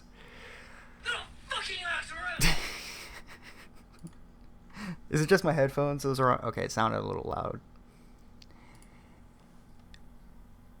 All right, and we also had $20 from //. Okay, chat. Alyssa might type !boss, and you all hopefully will follow. Well, I did indulge a little bit. I don't know how it turns out. You guys will have to let me know.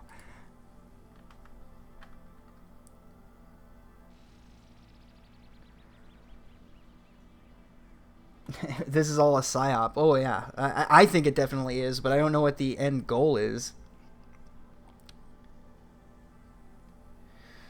It's difficult to really parse out what I think about all of this.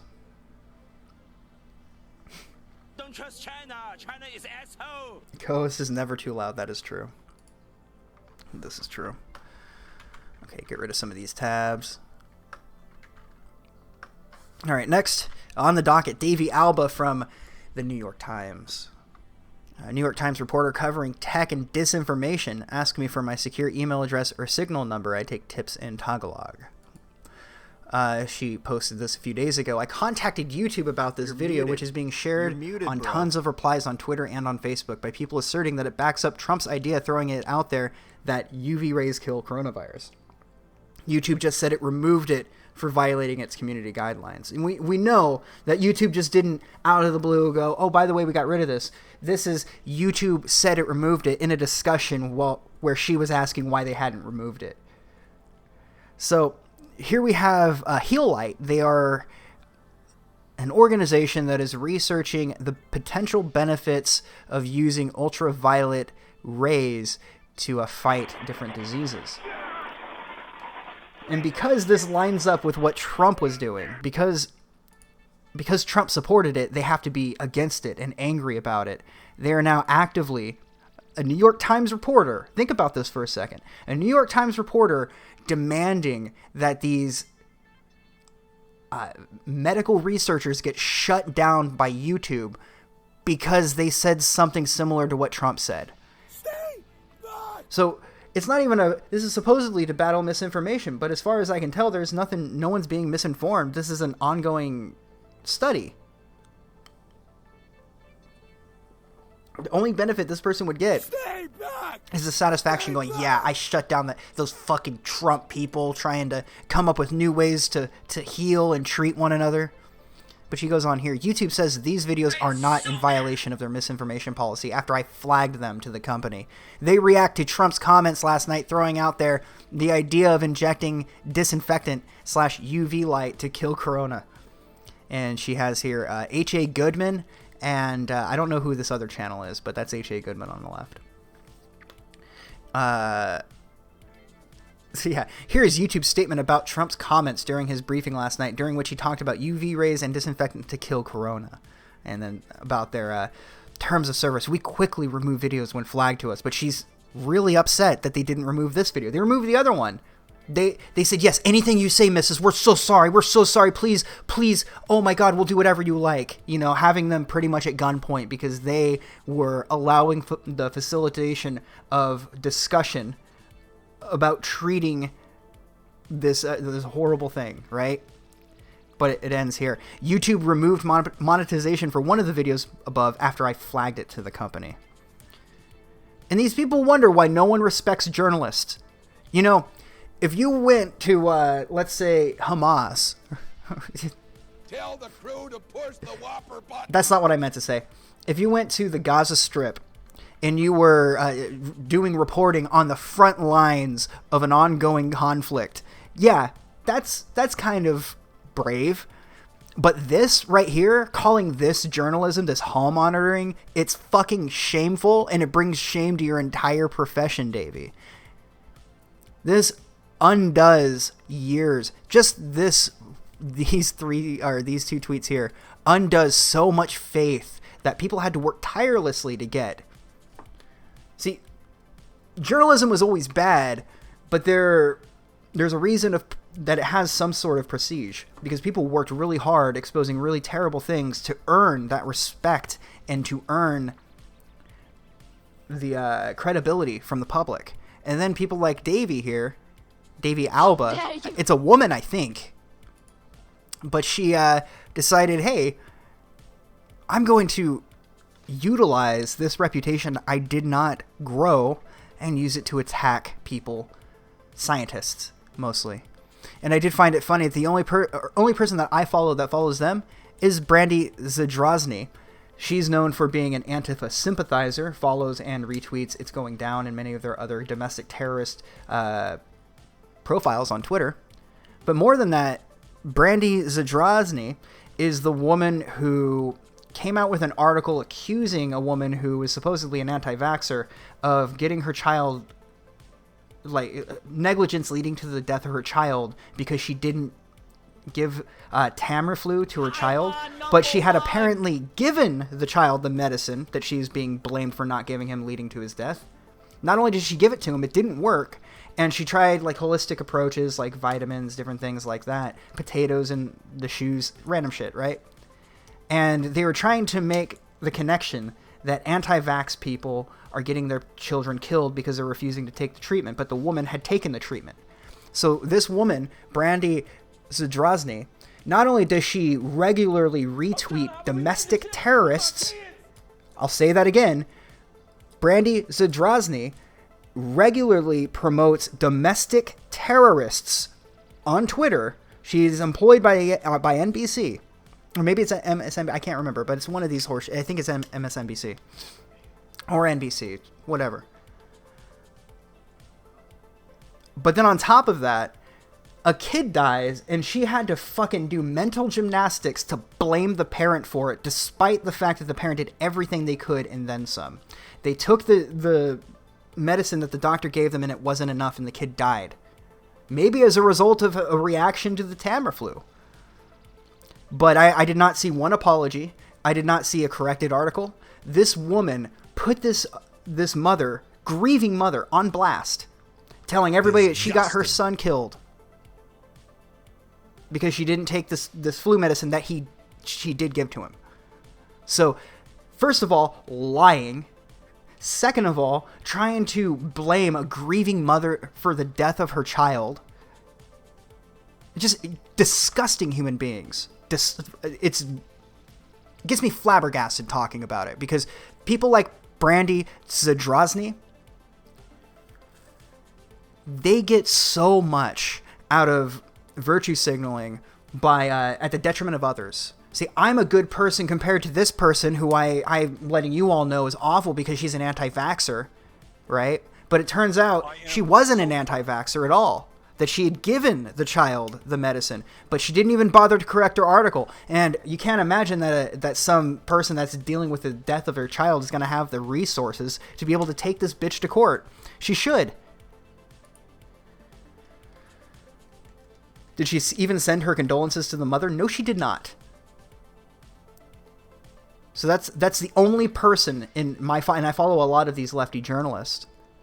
The only one that follows this person. Oh, another awful human being. So, here's the thing, chat. I give people the benefit of the doubt. More often than they deserve, in fact. And to even the people on the left, or the far right, I give them the same level of, prove to me you're not a piece of shit through your own actions. And if you can have a communist, or a socialist, or a national socialist, or a fascist, and you cannot do horrible things, in my personal opinion, your ideology doesn't translate into your actions. Now, of course, your actions could be fueled by your ideology, but you're not a bad person because you're fiscally conservative or socially liberal. Your actions make you who you are.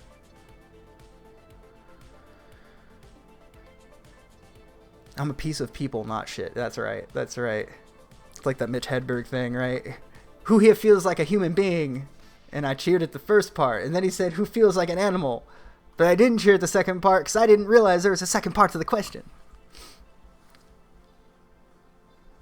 And they wonder. They seriously wonder why people hate journalists. This is why right here. I've yet to see journalists organized to do something good for anybody. Wouldn't that be something if the New York Times said, hey, We threw some money in a jar. Everyone just had spare $5 here and there, and we went and fed the local homeless shelter. Brought them pizza. And you bet your ass they wouldn't do something like that unless there was a camera crew letting everybody know that they did a good deed. It's the same thing with Bernie, right? All of these fucking people, they're all the same. Not once. You know how much respect I would have had if Bernie Sanders went to a soup kitchen and dedicated his time. No camera crew, just did it because he's like, I wanted to help at a grassroots level. I wanted to help my people, my constituents. So I'm here. I'm going to feed these guys. And you know something? Those people, you bet your ass they would have fucking remembered that. Any of these people were to go out there and do something tangible to help society. And again, I know that's maybe not the first group of people they should be helping, but the fact still remains. They could spend the smallest bit of energy helping somebody, but they would rather try to get people deplatformed and remove their ability to make money at a time where we can't even fucking work. That's the extra level of disgust I have here. Because they all know that we can't just go get another job. They know that these digital streams of revenue are the only thing we've got right now. And still, YouTube is more than happy, even though a couple weeks ago they talked about how they weren't going to remove people's accounts because the rules aren't very clear. And now it's a different story. Now it's, we're removing fucking science videos because it goes against what the World Health Organization said. As if they were an authority. Honestly, guys, did anyone think they had any credibility a year ago? Just like with the UN, I don't give a fuck what they say. And I'm sure most of you are with me on this.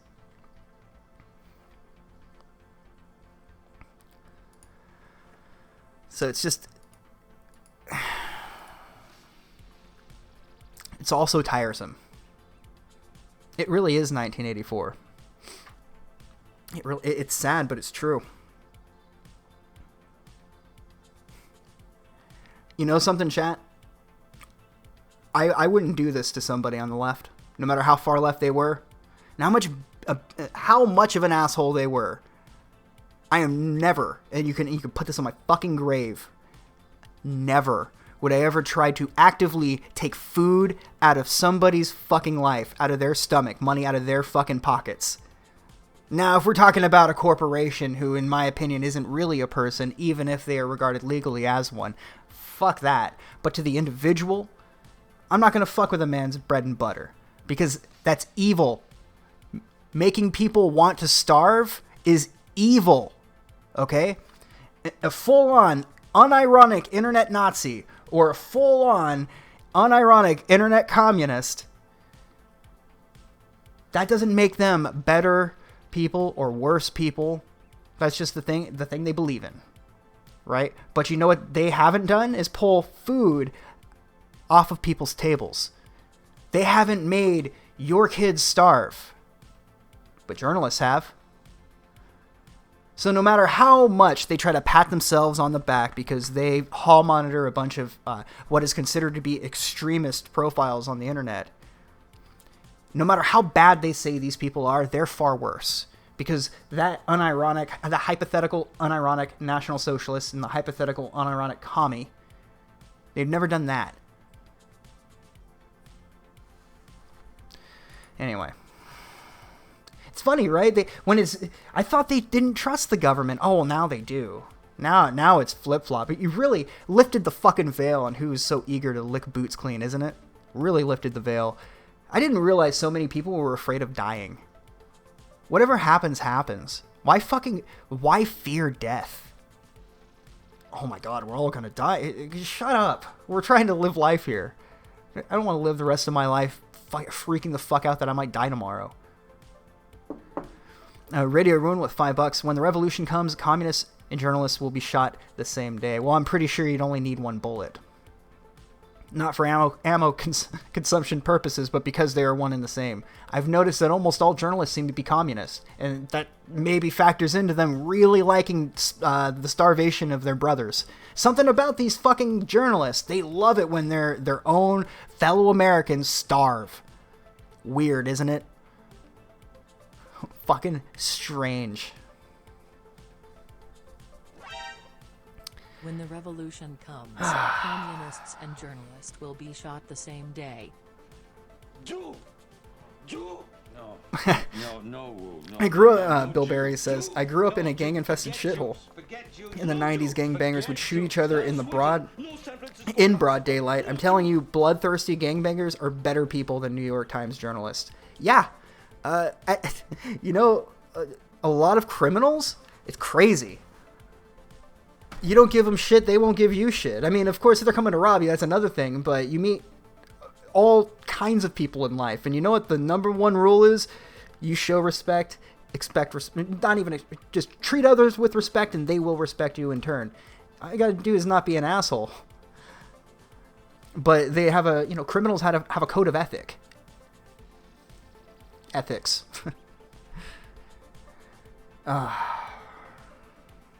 Respect is earned, not given.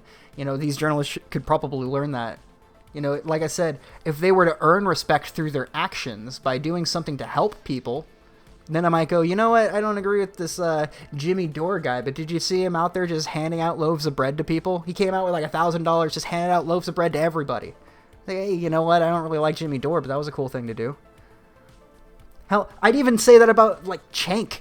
If Cenk from the Young Turks, if they did something nice and good for people who were struggling, I would sit there. It would be like Jon Stewart talking about how the Trump administration were issuing out the checks for the 9/11 first responders. He's like, I can't believe I'm saying this, but the Trump administration is doing a good job. And he taps the mic. I can't believe I'm saying this. The Trump administration is doing a good job. I would do basically the same thing for them. They came out and said, hey, we're gonna donate all of our proceeds to just people. We're not a charity. We're gonna literally go out and hand people food.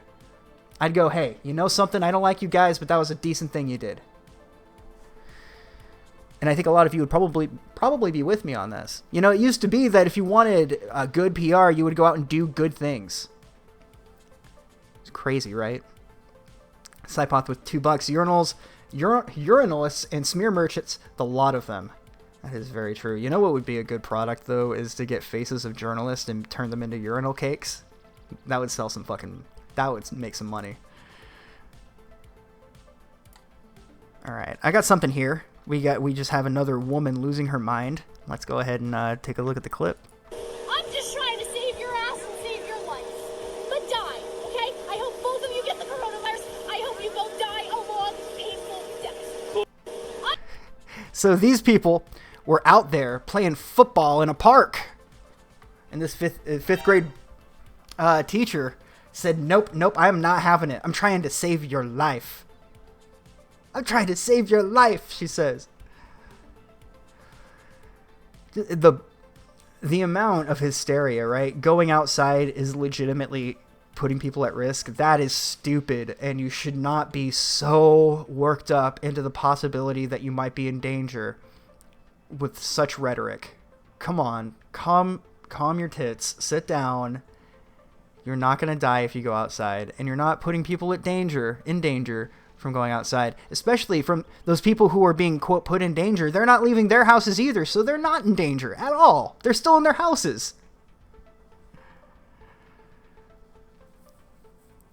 Yeah, fifth grade teacher. Archive Yuri Bezmenov. He can tell you why everything is the way it is today. I wish he wasn't as right as he was, but the more time goes on, the more it seems very, very obvious. Just coof in public. The holocoof. The holocaust. That's what someone was calling it earlier. Can't question it. 3 million. Oh, dude, can I bring that up? 3 million. 3 million deaths. CNN. So CNN, here we go. Put this out there. Because remember, CNN's entire purpose in life is to get people worked up, to get people worried, to make people paranoid, and to get them to be ever so willing to turn in their neighbor or their family member. But here you can see on screen, global death toll reaches 3 million people. And it says here on the right, coronavirus pandemic globally, total cases, 2.9 million. Deaths, 200,000. In the United States, just under 1 million and 54,000 deaths. Now,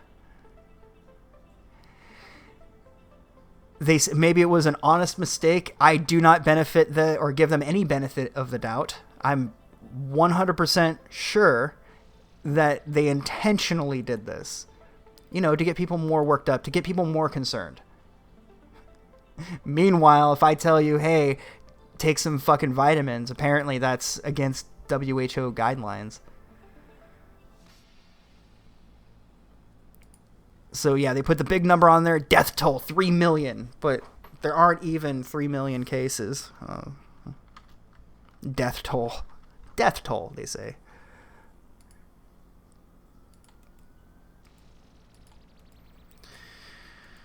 Oh, despicable people. Oh, here we have another article. We won't read through all of it because who gives a shit. Tom Hanks' blood to be used for coronavirus research. And just know that we're not allowed to talk about this sort of thing, and we're not allowed to talk about the potential benefit of taking vitamins on the regular.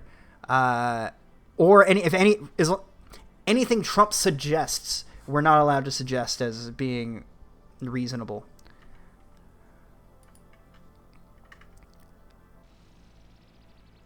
Let's see. Somebody wanted a link. Give me a second.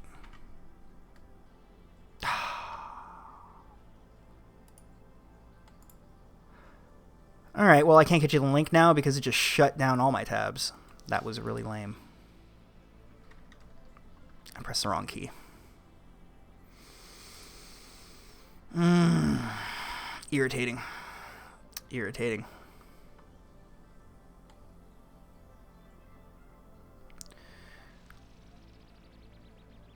I still have it up here. So, I probably could have phrased that better. Probable deaths. People who did not have a positive COVID test, but their death certificate lists the cause of death as COVID or an equivalent. This is in New York City. Confirmed deaths, 11,460. Probable deaths, 5,213. 45% of the recorded corona deaths in New York are probable. Please. They're probable. So it's probable. And so that'll count at getting their money from the government.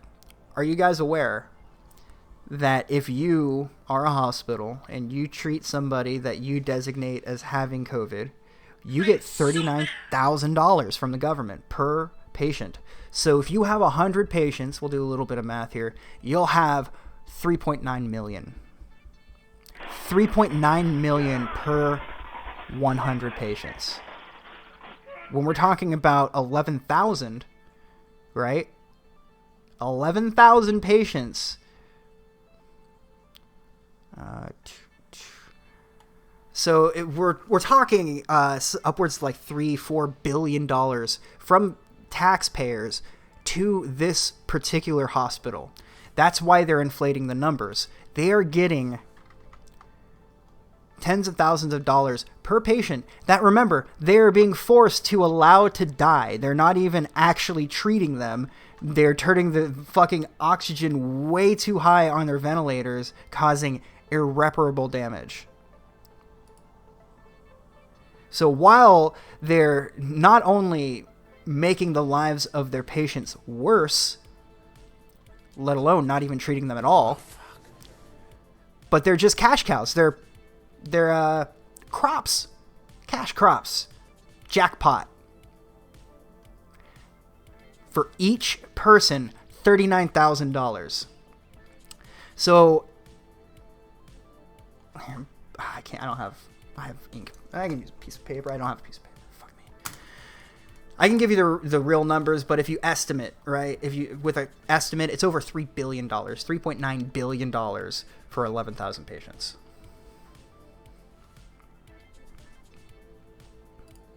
This one was shared on Twitter.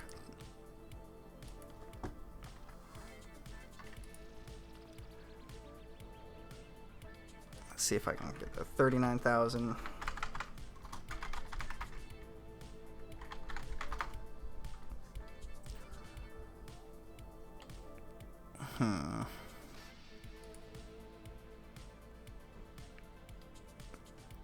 You see, I don't have it on hand, but it was something I shared the other day on Twitter. You should be able to find it pretty easily. And what clan likes to be doctors and also turns pro? I have no idea, man. No worries, man. Just print more money. It'll be fine. Yeah, that didn't happen in the 1930s, did it? Or the end of the 1920s? You're killing me, man. You're killing me, man. Yeah, I lost all my sources a minute ago the last time someone asked for a link. Okay, yeah, so to be precise, it's $13,000 per patient, but $39,000 if they're put on a ventilator. So my math was a little off, but for this, it's still over $1 billion. They're still getting $1 billion if you don't even factor in the ventilators. Let's go. Let's go. Just trying to, yeah. I don't have internet history.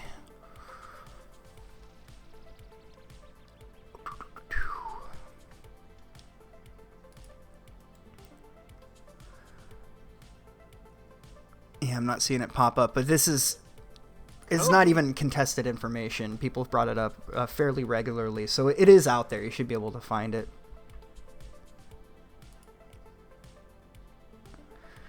And one day, for no reason at all.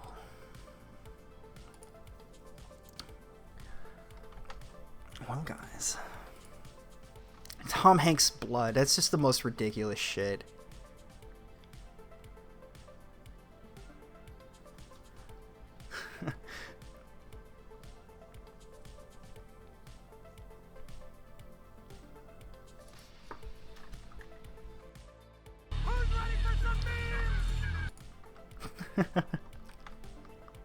So it randomly decided to what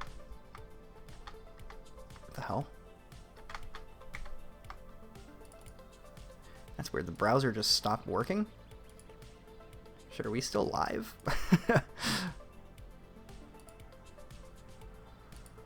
Okay, now it works.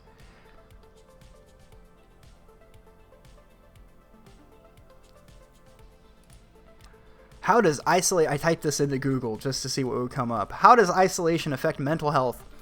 Furthermore, social isolation has been linked to higher blood pressure. I'm speaking all sorts of funny today. I just must be out of practice, you know, being stuck inside my little hole in the wall. Haven't really talked to anybody, so I don't quite have my articulate speech patterns about me. Furthermore, social isolation has been linked to higher blood pressure and cardiovascular disease, vulnerability to infection, and an overactive immune response. Loneliness can affect your mental and emotional health as well as your physical well-being. Wait a minute. Vulnerability to infection. They played us like a damn fiddle. Like a damn fiddle. They're going to use Chris Cuomo blood, too. Yeah, Chris Cuomo. Uh-oh. Locking people down like this can be considered trauma. I'm sure that if you were to go to a doctor and explain that you've gotten like anxiety from this whole thing, I'm sure you could get something for it. They'll probably try to give you Lexapro though. You'll walk in and go, hey, you know, I just had multiple traumatic things happen in my life and I'm having trouble dealing with anxiety. Okay, are you depressed? No. Are you suicidal? No. Okay, so we're going to give you an antidepressant that the biggest side effect is it makes you its side effect is suicide. That's why they asked you if you were suicidal. Yeah, guys, I hate to be that dude. I do not trust the healthcare industry at all. Seek power and healing from within.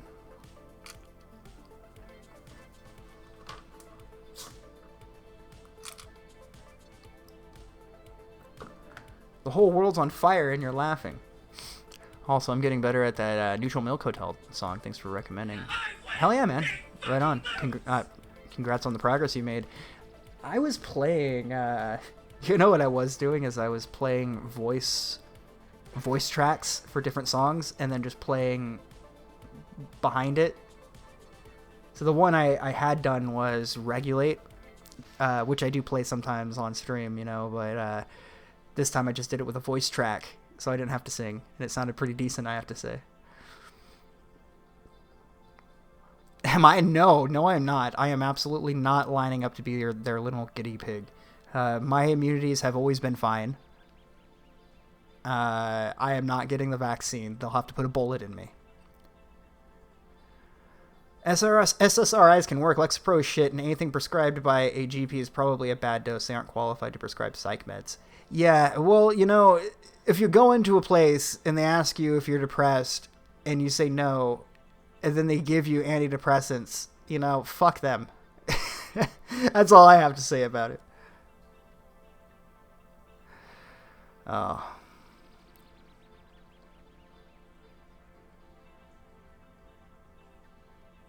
Is it immune? Is the corona immune to non-US borders? It might be.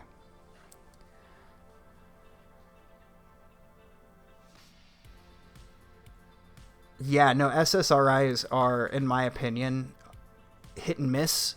It is a guessing game, and you should never play a guessing game with your neural inhibitors. Too much can go wrong, and too little can go good. It's not worth it in the end.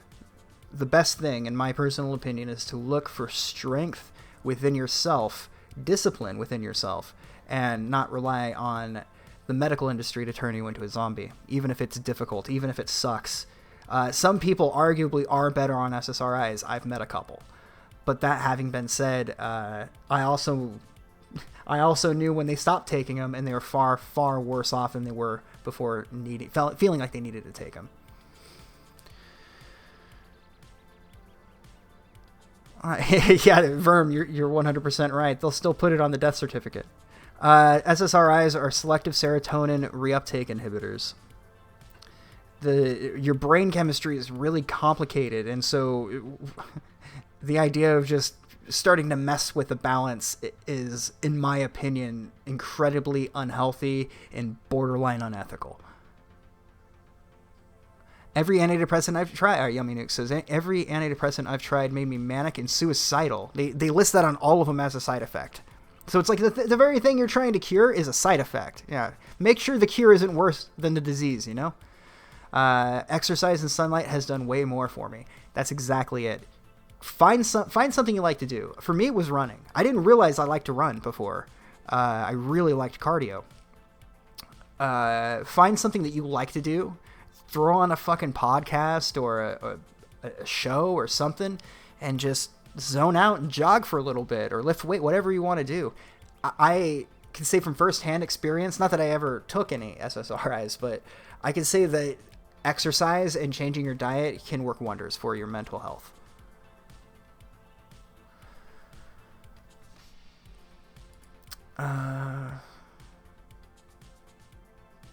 That is weird, sweetest sadist. That is really weird.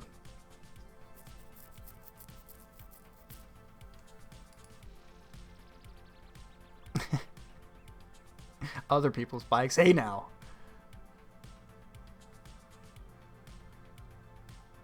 And if you wear a gas mask while running, you'll lose your breath way faster. Well, there you go. You don't even have to run as far. It's funny, I wasn't intending to play the guitar, but I pulled out the guitar pick and was like ready to go. I'm like, why am I fucking holding this thing? Exercise and better diet should always be the first resort. Yes, 100 times that. I think a lot of people get into like ruts of just giving into their doubt and self-pity. And yeah, it's easy to get sucked up into that. MTMD, you have a good night, man. We won't be too far behind you, actually. We're a little over 2 hours tonight. Look at that. Look at that.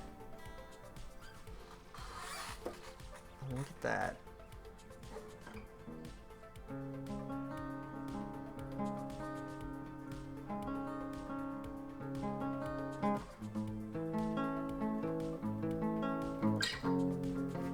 You're muted. You're muted, bro.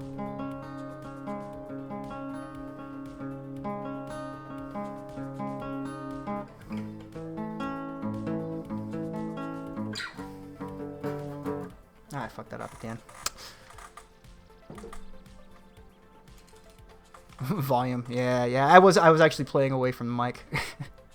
Thoughts on Star Wars? I love the original series.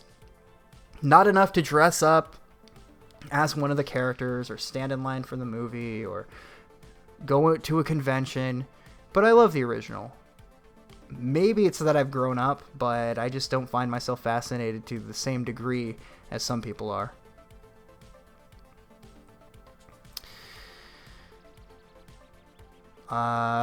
Yeah. Star Wars absolutely sucks now. That's really, I know it's not a fucking rare take, but I feel like it's 100% true. Mm-hmm. Real American. Taiwan #1. Do I have my capo? I don't. You know what I should do? I'll play a little bit, but I've got to absolutely close that door. Not because of any funny God's blessing, but because I'm enlightened by my intelligence. Because people, man, it's like 2 a.m. I don't want to be that guy. Original Star Wars trilogy on DVD. Yeah, good luck with that. I know a friend that found one, though, like a copy of the original, not the special edition, the original trilogy.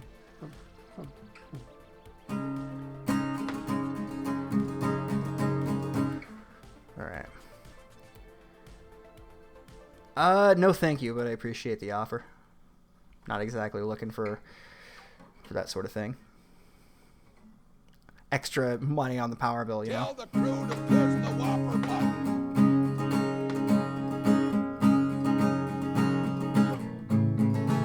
Nope.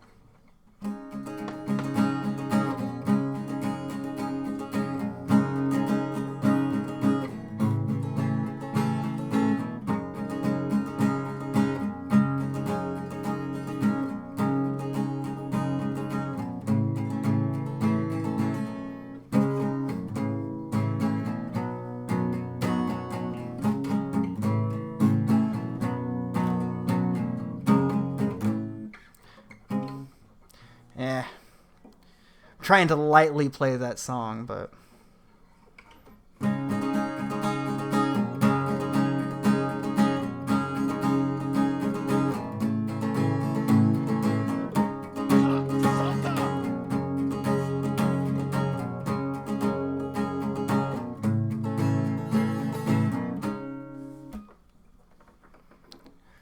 you know the one I want to learn by DVDA is Only a Woman. It's super easy. Only a woman. Great song. Great song. Oh, you know what I was learning to play? I'm gonna spare you the singing, right? But I've been learning Escape from Hellview by CKY, but trying to do my own version of it.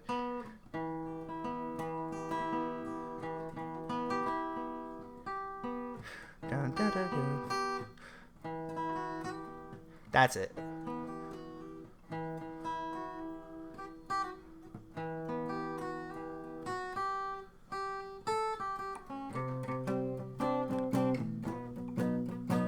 Yeah, I forget. I have the notes written down somewhere, but I know how it goes, but I just can't. Brain. Play the game and I'll figure out what game I'm watching. Hell yeah. Would you consider ironically learning how Scott Pilgrim the world turned ruined an entire generation of women? I do like Scott Pilgrim. The fucking Anamanaguchi soundtrack for the game is amazing. Anyway.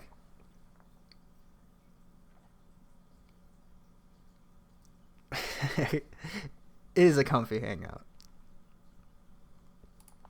Anyways, I gotta bring up the thing so I can do the thing.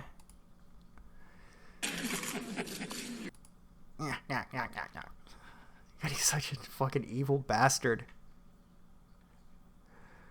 Alright, Chad, I'm gonna go ahead and, yes, it worked this time. Call it a night. No name my band tonight? You will probably do one tomorrow. Now, I was considering finding one, but there would have been no genuine Kobe discovery of it. I typically like to use ones that I come across throughout a day on my own. But anyway, thank you everybody for tuning into the show tonight. Again, I apologize for the lapse in both streams and uploads this past week. Without getting into it, my heart wasn't in it, you know? I didn't want to show up to do this show as if it was something I didn't want to do. So, yeah. I'll be here tomorrow for either another stream or a video or something. Got no notification, damn, and I want to have the bell and everything. Well, now that you mention it, and since you're still here, here's a link to the archive channel, right? A link to the Bitchute, but more importantly, here's a link to the Discord where I have a text chat or a text channel that is entirely made to promote the streams, so that way you guys know when I'll be live and we don't have to rely on YouTube's internal notification system. And let's see. Yeah, with that, I'll let you guys go. Have a nice week, everybody. Take care of yourselves and each other, as Jerry Springer used to say. And I will see some of you, maybe more of you, who knows. I'll see you guys later. Take care.